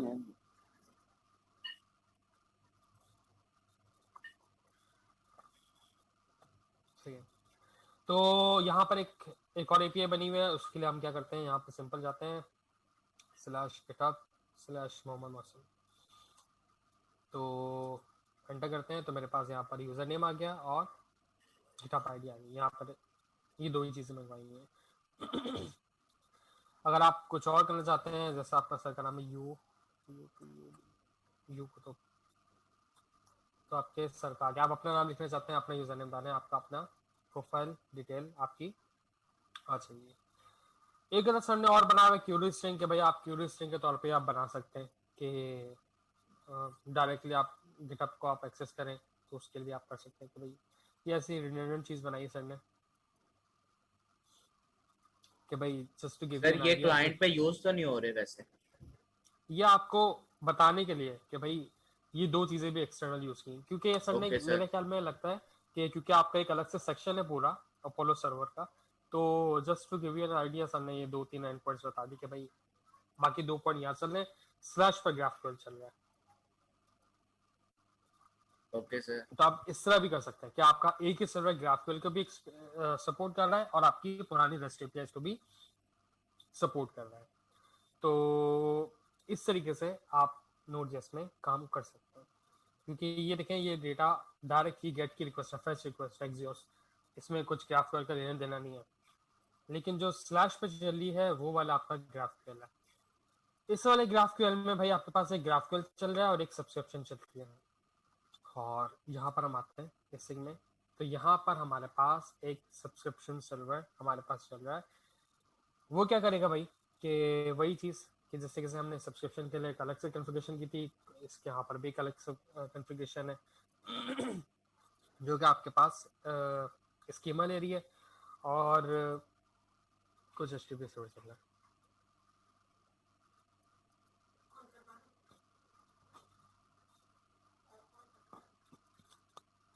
सर ये मिडल वेयर किस लिए हमने यूज किया हुआ है, server dot apply middleware? अच्छा ये एक्सप्रेस का है सिंटैक्स ना, तो इसलिए मैं ज़्यादा डिटेल्स पे आपके पास ये जा रहा हूँ। तो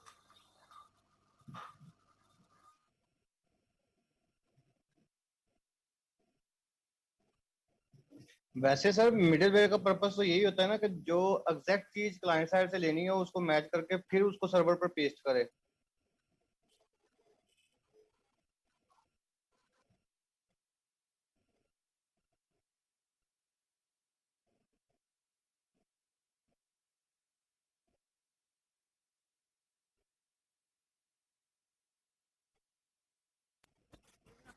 टेस्ट को जो है ऐप में डाल देना, तो ऐप को ऐसे ऑब्जेक्ट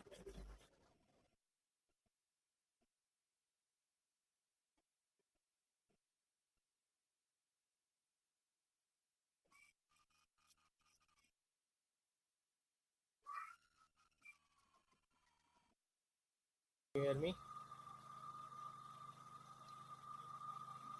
यस सर। अच्छा मेरी स्क्रीन शो हो रही है आपको? जी सर हो रही है सर। स्क्रीन शो ही नहीं शो हो रही, शो आ रहा है। नहीं सर नहीं हो रही, कैसी तस्वीर शो हुई? स्क्रीन शो नहीं हो रही। अब हो गई है सर, अब आ गई है। ठीक है जी, चलें जी, कोई बात नहीं, होता ये अनएक्सपेक्टेड पावर ब्रेकडाउन। तो आवाज बड़ी दूर कोई से आ बात रही नहीं है, सर, बड़े बड़े शहरों में छोटी छोटी बातें होती रहती हैं। बिल्कुल सही कहा आपने। चलें जी ठीक है, वापस हम चलते हैं। कहाँ पर थे यार हम? इस जगह पे। अच्छा जी, तो यहाँ पर हमने सिंपल पेज, अच्छा मिडलवेयर आप पूछ रहे थे। मिडलवेयर एक मिडलवेयर होता है जो कि आप नोड.जेएस के अंदर यूज करते हैं, ये एक्सप्रेस सिंटैक्स में होता है। सर मिडलवेयर के ऊपर जो सर्वर डॉट स्टार्ट कॉल हो रहा है, ये फंक्शन कहाँ पे बना हुआ है? ये सर्वर ये आपका अपोलो सर्वर जो है ना, ये आपको दे रहा है। तो यहाँ से जो अपोलो स्कीमा दे रहा है आपको, आपने इसको आप लोग प्लीज म्यूट कर देगा, नॉइस आ रही है।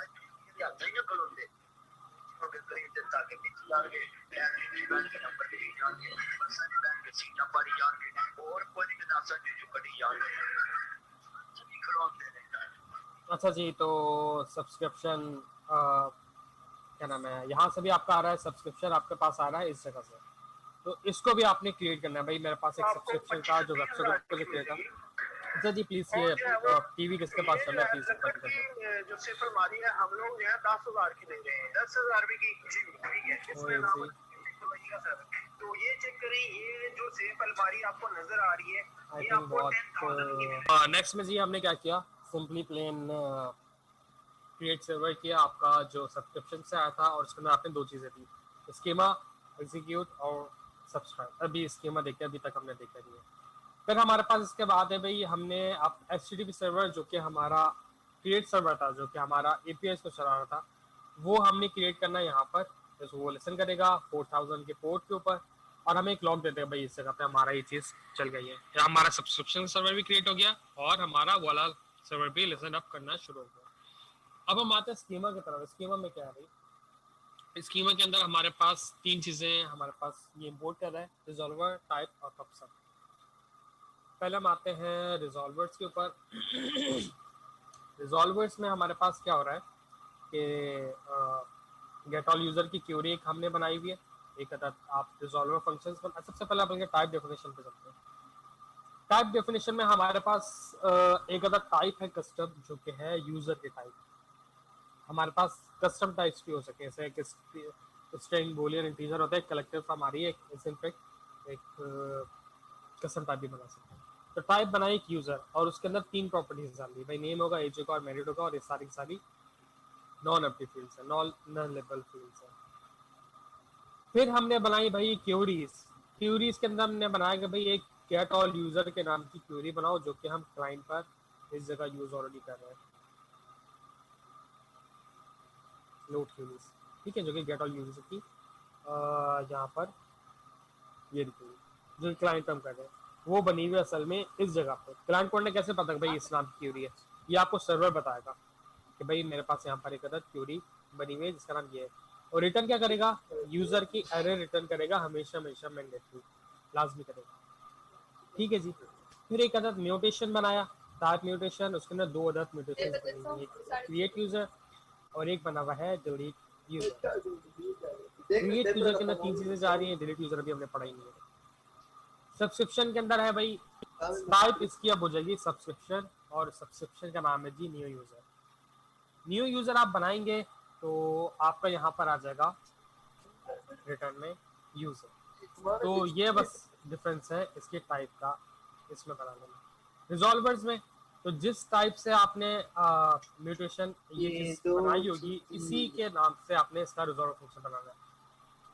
तो एग्जाम्पल ये क्रिएट यूजर है तो रिजॉल्वर क्रिएट यूजर के नाम से ही आपका यहाँ पर बन रहा होगा।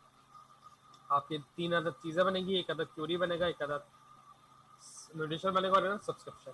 पहले क्यूरी में चलेंगे, गेट ऑल यूजर जो आपने वहां बनाई थी बिल्कुल उसी नाम से आप इसको यहाँ पर बनाएंगे और उसका रिटर्न यूजर्स कर देंगे। यूजर्स अभी मॉक डेटा यहाँ पर सर ने बनाया हुआ है तो भाई एक एरे है, इसी एरे को रिटर्न कर दो इनिशियली, मतलब इन दी एंड टाइम तो आपकी डेटाबेस की आ रही होगी।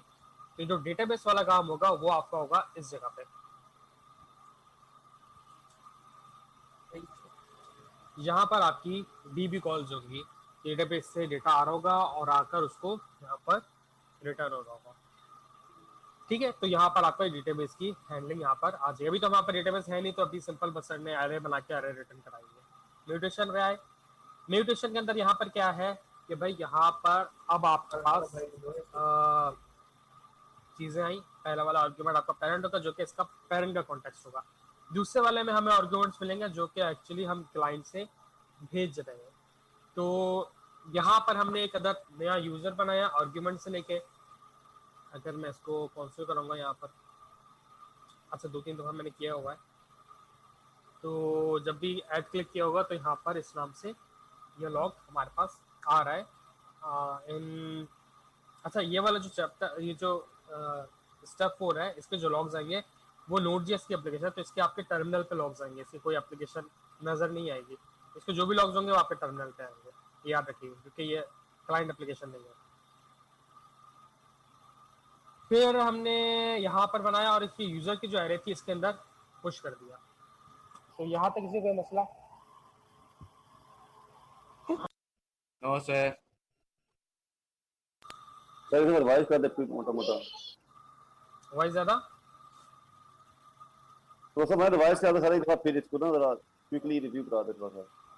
अच्छा मैं ये कह रहा हूँ कि जो क्रिएट यूजर है यहाँ इसका जो दूसरा आर्गुमेंट होगा आर्गुमेंट्स में, यहाँ पर हमारे वो सारे पैरामीटर्स मिल होंगे जो कि हमने पास किए हैं अपने क्लाइंट से। कहाँ गए ये वाले, ये वाले जो पैरामीटर्स हैं जो कि हमने क्लाइंट से पास किए हैं वो हमें सर्वर पर यहाँ पर आर्ग्यूमेंट्स के नाम से मिल रहे होंगे, ठीक है। इस आर्ग्यूमेंट के नाम से हमें मिल रहे होंगे और इस आर्ग्यूमेंट के बाद हमें यहाँ पर एक नया यूजर बनाया और उसको एक एरे में पुश कर दिया, जो कि ऑलरेडी यहाँ पर एक बनी हुई है मॉक डेटा के नाम से इस वाले एरे में। इस वजह से एक और यूजर ऐड हो जाएगा और इस एरे के अंदर पुश हो जाएगा और हमें रिटर्न में वो पूरी की पूरी एरे मिल रही है। अब यहाँ पर आते हैं एक अदद सब्सक्रिप्शन के ऊपर। सब्सक्रिप्शन एक तीसरी चीज है, यहाँ पर बनाया हुआ है एक अदद सब्सक्रिप्शन जिसका नाम है न्यू यूजर। न्यू यूजर के नाम से बनाई हुई है। इसके अंदर एक अदर आपके पास सिंटेक्स होता है कि आप इसके अंदर की देते हैं कि भाई ये सब्सक्रिप्शन किस नाम पर किस इवेंट पर ट्रिगर होगी, ठीक है। तो ये एक पॉपअप आपने यहाँ पर एक अदद बनाया हुआ है, अभी मैं दिखाता हूँ सिंटेक्स में क्या आपको सब्सक्रिप्शन से आ रहा है, ठीक है। पॉपअप यहाँ से आपने एक्सपोर्ट किया हुआ और ये यहीं पर ही इंपोर्ट हो रहा है, ठीक है। तो इसके अंदर आपको एक फंक्शन कॉल करना है और इसका एक एरे में नाम पड़ता है भाई ट्रिगर न्यू यूजर नाम का एक इवेंट बना दो, और इसको मैं जब भी मैं ट्रिगर करूं तो आपने ये वाला चीज चला देना है और जो भी चीजें होंगी वो इसको आपको रिटर्न में वो आपको कर देगा, ठीक है। तो ये आपने बनाया। अब इसको आप ट्रिगर किस तरह करेंगे, अब हमें इसको ट्रिगर करना है भाई क्रिएट यूजर होते हुए। क्रिएट यूजर होगा तो ये चीज हमारा ट्रिगर हो जाए।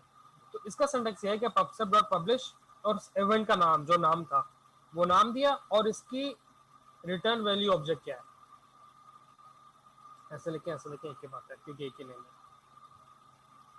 ये वाला नाम हमने कहा भाई हमें इसको ट्रिगर करना है, पब्लिश करना है भाई क्रिएट यूजर होते हुए। जैसे यूजर क्रिएट हो जाए एक फटाफट से बनाओ और वो सारी चीजें यूजर्स एंटर करता है अपडेटेड, ये जैसे ही बनाओ और एक अदर नया वाला चीज सारी चीजें इसको ट्रिगर कर दो। यहाँ तक किसी को कोई मसला? सिर्फ इसकी मैंने बताया कि ये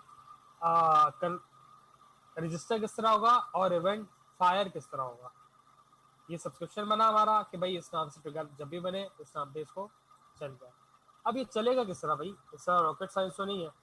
तो ये चलेगा इस तरह कि इसको जब भी ये चीज़ मिलेगा इसके HTTP सर्वर पे हमारे पास यहाँ पे जब हमने इसको पास किया है स्कीमा, इसमें चीज़ आपको बता देगा भाई हमें कब स्कीमा क्या है और किस किस चीज़ें पे एग्जीक्यूट और सब्सक्राइब होगा। ये चीज़ें आपकी दोनों चीज़ें लाइब्रेरी से आ रही होंगी, ये रहा। तो ये काम अपना ऑटोमेटिक करेगा। आपको बस इतना से ही काम करना है कि आप अपना टाइप डेफिनेशन में आपका सब्सक्रिप्शन बताएंगे, न्यू यूजर नाम की कोई सब्सक्रिप्शन होगी और इसका रिजॉल्वर फंक्शन होगा उसी नाम से जो कि इसको सब्सक्राइब करना होगा। अगर आप फॉर एग्जांपल इसको डिलीट यूजर पे भी करना चाहते हैं जो कि सेंस नहीं बनता, इसको यहाँ पर भी फाई कर दो तो यहाँ पर भी कर दो। डिलीट वाले इवेंट पे अभी तो हमने कॉल बनाया ही नहीं है, इस वाले इवेंट पे भी ये चीज़ कॉल हो जाएगा। अब आते हैं इसकी क्लाइंट हैंडलिंग के ऊपर। सबसे पहले आते हैं बल्कि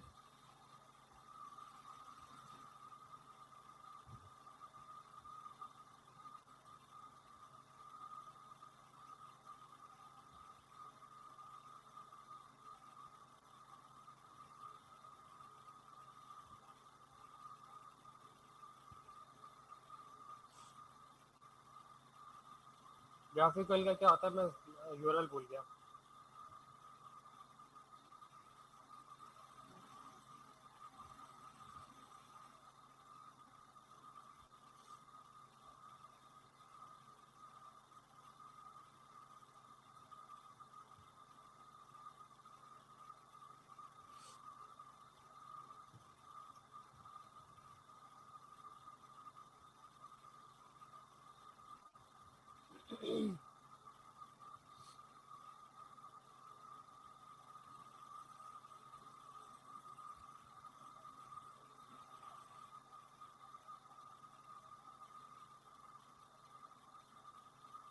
आपको ये प्लेग्राउंड हम इनेबल कर देते हैं।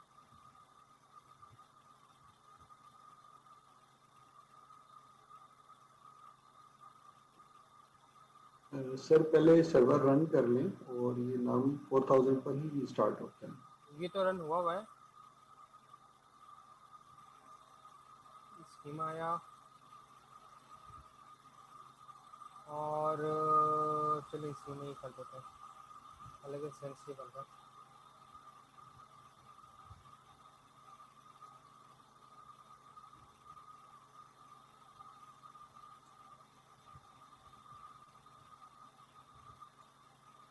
ठीक है, क्योंकि हमने नोड 1 यूज़ किया हुआ है तो ये ऑटोमेटिक अपने आप को रिस्टार्ट करेगा। ठीक है जी, इसका यूआरएल क्या था? स्लैश कैप्टन क्या चीज़?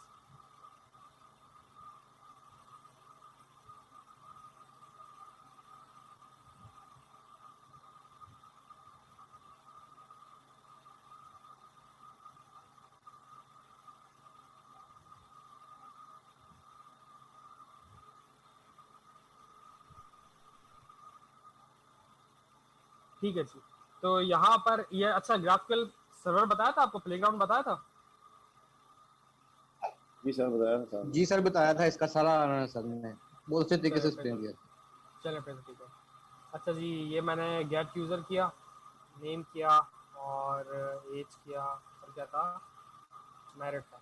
तो ये मैंने अभी सारी चीज़ें इसको बनवा दिया। अच्छा, आप म्यूटेशन कॉल करना है, चले मुझे बताएं म्यूटेशन कैसे कॉल होगा। म्यूटेशन लिखें सर क्यूडी की जगह हम ट्यूशन लिख देंगे, हम वहाँ पर हम ट्यूशन कॉल हो जाएगा। बताएं, सेंटेंस बताएं, मैं आपसे पूछना चाहता हूँ। ऐड यूज़र सर, यहीं से उठा लेते हैं यार बल्कि।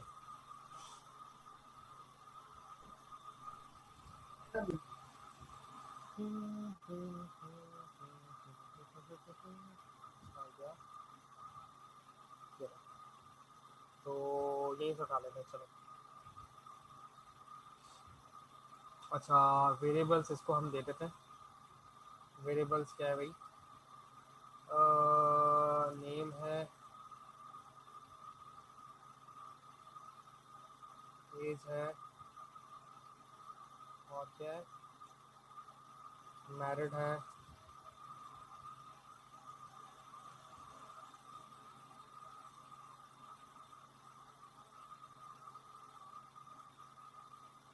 ठीक है जी। तो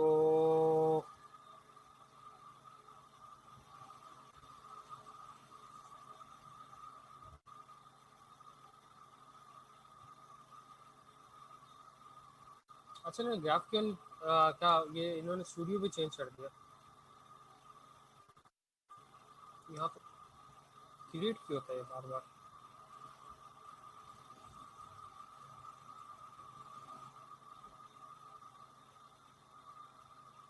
field dot name,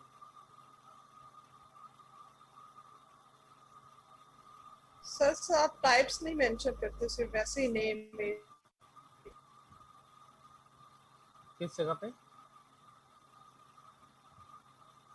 sir mutation में सर टाइप नहीं मेंशन करेंगे, वैसे ही नेम है जो मेंशन करेंगे तो। इस जगह पे इसका इसका मुझे सिंटेक्स। जी सर। अच्छा, इसका जो है ना ये पता नहीं है, लेटेस्ट कुछ दिनों से हुआ है, मुझे कुछ टाइम से मैंने इसको यूज़ नहीं किया, बिल्कुल ही चेंज हो गया इसका। तो वरना यहाँ पर बाय डिफॉल्ट आती थी, मुझे लिखने की जरूरत भी नहीं पड़ती थी। क्या चीज़ रिटर्न किया है मैंने?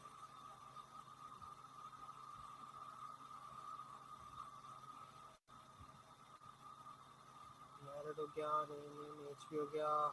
सर उससे कर्ली ब्रैकेट्स के अंदर ना सिर्फ नेम एज या पास करेंगे तो वो आ जाएगा। इस जगह पे नेम पास किया हुआ मैंने, कुछ और कर रहा है, can not return the nullable field for user dot name. अच्छा, मैंने वहाँ पे वो भी चेंज कर दिया ना। पैरेंथेसिस के अंदर मेंशन करने नहीं, वो असल में मैंने यहाँ पर चेंज किया था, वो मैं करना भूल गया। कहाँ गया? इंडेक्स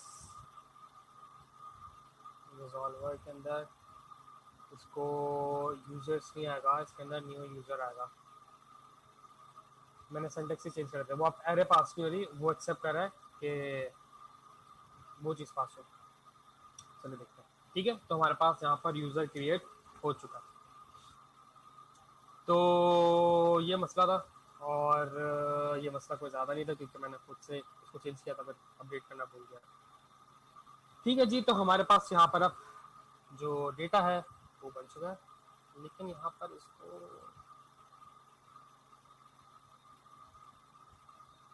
मैं रन सारा नहीं करना चाहता, इसमें नाम नहीं आता क्या? सेलेक्टेबल रन होता है क्या? अच्छा भाई, वाह इन्होंने अच्छा कर दिया। तो देखिए जी, इन्होंने हमारे पास यहाँ पर एक अदद ये चीज़ भी कॉल किया हुआ। नाइस। अब एक काम करते हैं, एक अदद सब्सक्रिप्शन कॉल करते हैं ग्राफिक्यूएल के ऊपर। तो सब्सक्रिप्शन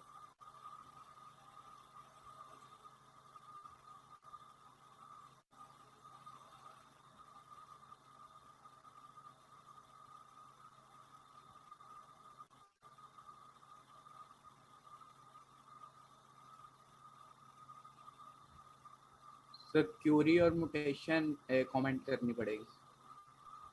नहीं, लेकिन इसके ऊपर मुझे एरर कुछ और दिखता है, ये ऐसा रन नहीं हो रहा।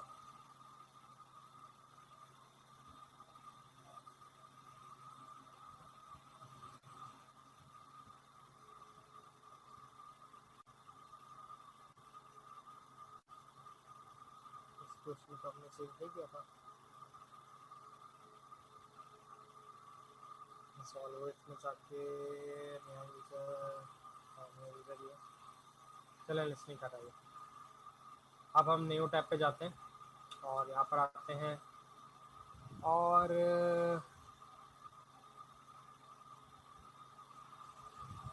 इस सब्सक्रिप्शन को बंद करते हैं और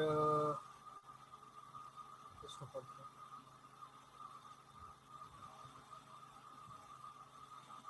और इसमें हम करते हैं जी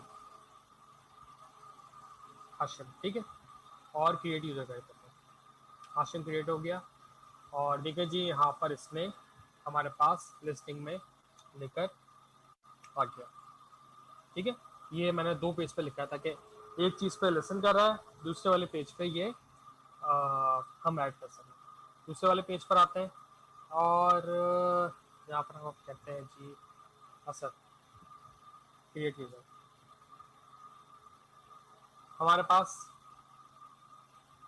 लाइव डेटा आ गया, नेम और रेस हमने किया था ना, ये चीज़ें हमारे पास आ गई। तो इस तरीके से यहाँ पर आपको दिखाने के लिए मैंने 2 न्यू टैब्स पर रखा है कि एक टैब पे मैं क्रिएट कर रहा हूँ और दूसरे न्यू टैब पे मैं इसको लिसन कर रहा हूँ। ठीक है, तो एक और ऐड कर देते हैं।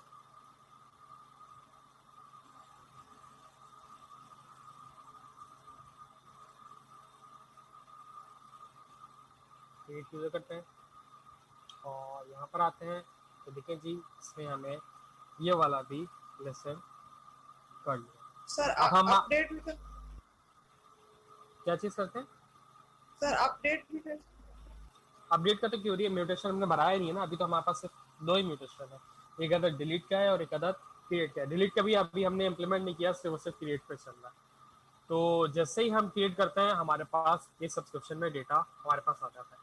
बाकी चीज़ें तो मैंने ऐसे ही क्लियर की हुई हैं, तो इसलिए अभी ये सिर्फ और सिर्फ सब्सक्रिप्शन में हमारे पास नया डेटा आएगा। जैसे नया डेटा आएगा आप इसको उठाकर सिंपली उठाकर अपनी एरे के अंदर पुश करेंगे, या आप क्लाइंट साइड पे करेंगे।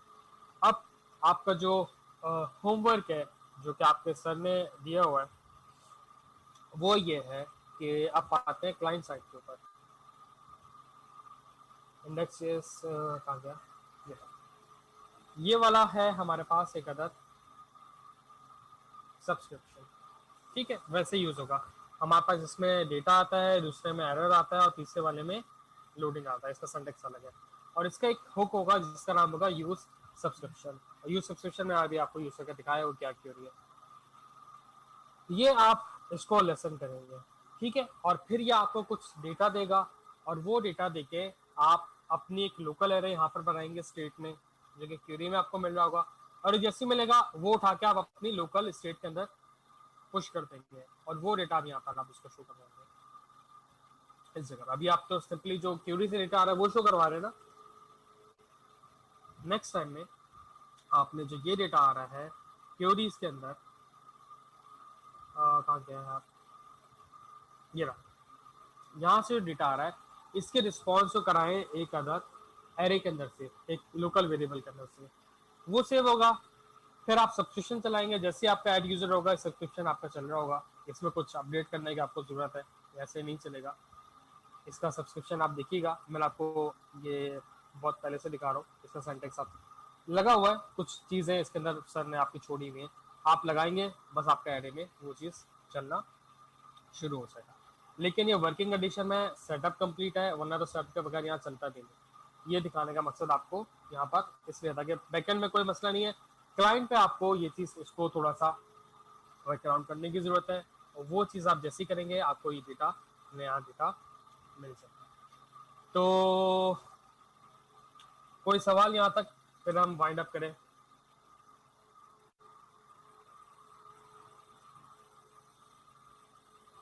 सर यूज क्यूरी और यूज म्यूटेशन थोड़ा सा रिपीट करते हैं। यूज क्यूरी, यूज म्यूटेशन हमारे पास ये, और यूज सब्सक्रिप्शन, ये तीन हमारे पास एक अदद ग्राफक्यूएल के हुक्स है, रिएक्ट हुक्स है, सॉरी रिएक्ट हुक्स आपने पढ़ा ना, इसका यूज इफेक्ट है, यूज स्टेट है, यूज रिड्यूसर है, यूज कॉन्टेक्स्ट एपीआई है। इसी तरह हमारे पास ये भी हुक्स हैं जो कि हमें मिलते हैं अपोलो क्लाइंट से, ये ठीक है, अपोलो क्लाइंट से हमें मिलेगा ये भी। अपोलो क्लाइंट से एक ही दफ़ा लिखना चाहिए था, ये अलग अलग पता नहीं क्यों लिखा हुआ है। और यूज म्यूटेशन,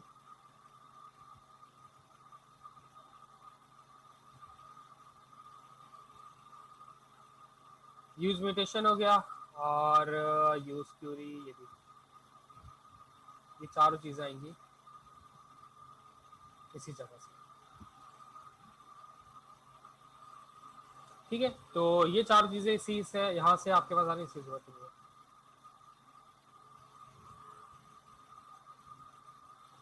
तो ये चार चीज़ें, तीन चीज़ें आएंगी आपकी ग्राफ, आपकी अपोलो क्लाइंट से, ये तीन हुक्स हैं। ये तीन हुक्स क्या है आपकी, पहले आप एक्सियोस या फिर फेच यूज़ करते थे, उसकी अब जरूरत नहीं है, ये आप ये हुक्स से यूज़ करेंगे। ये हुक्स में आपको यूज म्यूटेशन करें तो आपको एक एरर रिटर्न करेगा, जिसको आपको कैच करना पड़ेगा दो वेरिएबल्स के साथ मिनिमम। पहला होगा क्रिएट यूजर, जो कि एक फंक्शन होगा जो कि यूज म्यूटेशन आपका थ्रू कर रहा होगा। दूसरा होगा इसका एरर स्टेट, एरर लेंगे, तो आप करेंगे और इससे आप अपने इवेंट को कॉल करके इसको कर लेंगे। यूज क्यूरी के अंदर क्या है कि आपके पास ये तीन चीजें रिटर्न करता है, और वो एरर रिटर्न करता है तो ये एक ऑब्जेक्ट रिटर्न करता है। पहला होता है एरे, दूसरा होता है लोडिंग, तीसरा होता है डेटा, जो कि उसका रिस्पॉन्स में एरर है। तो अगर कोई एरर होगा क्यूरी के अंदर तो एरर चल जाएगा। लोडिंग स्टेट में आपको जब भी डेटा चल रहा है लोडिंग आएगा, और डेटा आएगा इसका रिस्पॉन्स कि भाई इसका फाइनल रिजल्ट क्या है। यूज सब्सक्रिप्शन में क्या है, यूज सब्सक्रिप्शन में आपके पास एक अदद ये चीज़ें रिटर्न करेगा जो कि आपको डिस्ट्रक्चर करना पड़ेगा, यूजर सब्सक्राइब डेटा और सब्सक्रिप्शन एरर, और तीसरा लोडिंग, ठीक है। ये आपको तीन चीज़ें मिलेगी जिसको आपने डिस्ट्रक्चर करके लोडिंग वन, एरर वन और इसमें किया हुआ है, लेकिन ये डेटा आपको डिस्ट्रक्चर होके इस वाली चीज़ से डिस्क्रिप्शन से मिलेगा, और बस आपको सिंपल उसको यूज़ करना, ठीक है। तो चलिए जी, wish you all the very best. यहाँ पर आपका क्लाइंट जो है अपोलो क्लाइंट, आपका जो ग्राफिकल क्लाइंट है वो आपका ख़त्म हो गया। मोस्ट प्रोबेबली जो है नेक्स्ट क्लास से आई थिंक आपका गेट्सबी स्टार्ट होगा, और गेट्सबी असल में जैम स्टैक एक आपका एक अलग से एक पूरा स्टैक है, तो आई थिंक वो आपका यूज़ होगा। सर वो नीचे कैशिंग भी है, वो भी पड़ा हुआ है इसके नीचे, कैशिंग का भी कैशिंग या लिखा हुआ। कैशिंग जो है ना, ये आपका वो जब आप सर्वर पढ़ेंगे ना तो उसमें आपके पास आ जाएगा, उसी के अंदर आपका ये आ जाएगा। जब ग्राफिकल अपोलो सर्वर आप पढ़ेंगे ना,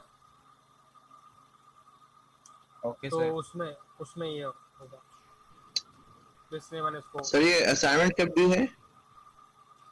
ये असाइनमेंट नहीं है, ये आपकी सेल्फ प्रैक्टिस है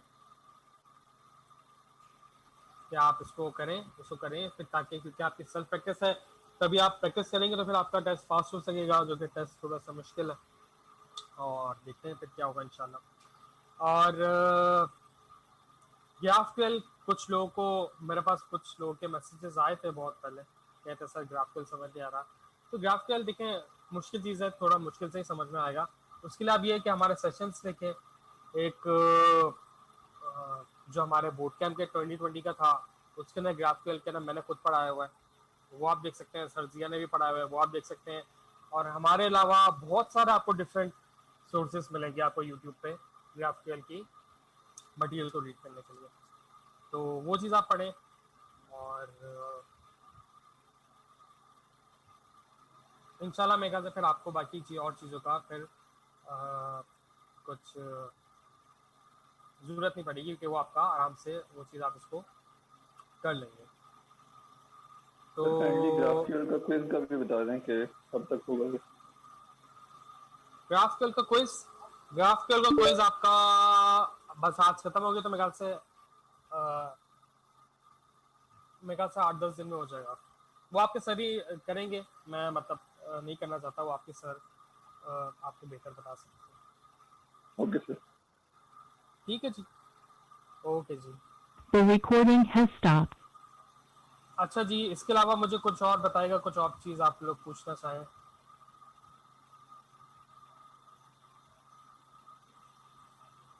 अच्छा मैं आपको चैट कर रहा हूँ जी बिल्कुल, मैं सर मोहसिन खालिद ही हूँ। सर सब्सक्रिप्शन अपोलो सर्वर पर यूज़र क्रिएट करने के लिए क्या है? सर सब्सक्रिप्शन अपोलो सर्वर पर यूज़र क्रिएट करने के लिए क्या है? सब्सक्रिप्शन हमने यूज़ किया है कि भाई जैसे ही यूज़र क्रिएट हो तो हमें क्लाइंट पर हमें पता चल जाए डेटा, हम लिस्ट में अपडेट कर लें कि भाई नया यूज़र अपडेट हो चुका है, तो ये वो चीज़ के लिए। और सर मेरा क्वेश्चन है सर, सर मैं ये पूछना चाह रहा हूँ कि मेरे पास ना जो लैपटॉप है ना वो Core i3 5th जनरेशन है 8 GB रैम के साथ और SSD लगी हुई है। सर अब मैं विंडो में यूज़ करता हूँ, अब मैंने कुबरनेटिस और डॉकर को भी इम्प्लीमेंट करना चाह रहा हूँ, तो क्या इसकी मैं रैम एक्सटेंड करके तो इसको यूज़ कर सकता हूँ? तो मदरबोर्ड का इशू तो नहीं आएगा? ये तो यार मेरे ख्याल में आप किसी हार्डवेयर वाले से कुछ मशवरा कर लें। मेरे ख्याल में आप अगर आपके पास SSD लगी हुई है इसके नहीं, अंदर, असल में ये मदरबोर्ड तो लगा हुआ है नहीं, मदरबोर्ड इतना पावरफुल होगा नहीं कि तुम्हें रिस्पॉन्स ऐसा देगा, आउटपुट ऐसा आएगा नहीं रैम बढ़ाने से। रैम बढ़ा भी लोगे ना तो वो तुम्हारा मदरबोर्ड इतना पावरफुल नहीं होगा कि तुम्हारी जितनी इनपुट तुमने दी है इतना आउटपुट जनरेट करे हो, तो मदरबोर्ड होना ज़रूरी है पावरफुल इतना। चले वो तो आप लोग देख लेगा, वो तो बेहतर होगा किसी आप हार्डवेयर वाले से सही से मशवरा करें। लिटिल बिट वेरी बैड है, तो इसलिए मैं कुछ अच्छा कमेंट नहीं कर पाऊंगा। चलिए कोई बात नहीं लेकिन सर। अच्छा आप लोगों के मैं खाली एक वो बता दूं कि जो बूट कैंप 2020 था उसके बहुत सारे इंग्लिश क्लासेस भी थी और उर्दू क्लासेस भी थी। उर्दू वाली तो मैंने ली थी, तो आप लोग वहां से भी ना थोड़ा सा हेल्प ले सकते हैं। जिनसे लेते रहते हैं सर। हाँ, तो वो वाला भी आप उसको ले सकते हैं, लेकिन जरूरी नहीं है कि आप वहीं से पढ़ें। आपके सर भी बहुत डिटेल में पढ़ाते हैं और सर के लेक्चर्स को पढ़ ले, मेरे ख्याल से तो और किसी कहीं जाने की जरूरत नहीं पड़ेगी मेरे ख्याल में तो। जी सर, वो सर जो बूट कैंप है वहाँ पर थोड़ा सा शॉर्ट किया हुआ है, यहाँ पर सर डिटेल से बता रहे हैं सर। नहीं, वहाँ शॉर्ट नहीं है, वहाँ थोड़ा स्पीड अप है, वहाँ जल्दी जी सर वो ही ना स्पीड अप है, इसी वजह से समझ। अच्छी कंट्रीब्यूशन अल्लाह आपको जज़ा दे, जज़ा दे जिन्होंने हमें इस काबिल बनाया और इस मुल्क को इस काबिल बनाया कि हम इंशाअल्लाह आने वाले वक्तों में अपने मुल्क के अंदर अच्छा खासा कंट्रीब्यूशन डाल सकते हैं अपनी तरफ से। इंशाल्लाह बिल्कुल जी, क्यों नहीं, बहुत अच्छी बात है और बहुत अच्छी सोच है और ये हर किसी को करना चाहिए।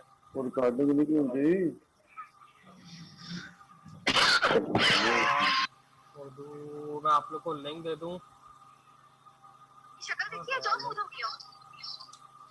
अच्छा जी प्लीज ये अपना जो मूवी से नहीं वो प्लीज बंद करें। चलिए जी, मेरे ख्याल में मैंने आपको ये सारी चीजें आपको दे दी हैं और प्लेलिस्ट भी मैंने आपको दे दी है। ठीक है जी, कोई और सवाल इसके अलावा आपका कुछ? फिर इजाजत चाहते हैं आप लोगों से। इंशाल्लाह जिंदगी रही तो फिर कभी किसी से मुलाकात होगी, लेकिन आपके सर ही कंटिन्यू करेंगे, वो आज थोड़े से बिजी हैं। एंड यकीन माने आप लोग ये क्लास लेने की टेंशन में मुझे कल रात को नींद भी नहीं आई है। सर अब हमें नींद नहीं आएगी। Literally to be very honest, लेकिन इंशाल्लाह अल्लाह ताला आप लोगों को कामयाब करे और आप लोग बहुत आगे बढ़े। आमीन आमीन। सर को सलाम दे दीजिएगा सर। बिल्कुल जी बिल्कुल सर, आपको नेक्स्ट क्लास में देंगे, आप लोग खुद से उनको सलाम करिएगा, वो सबसे अच्छा बेहतर होगा। ठीक है जी, तो अपना बहुत ख्याल रखिएगा, एंड करते हैं। Thank you so much, Allah Hafiz. Allah Hafiz sir.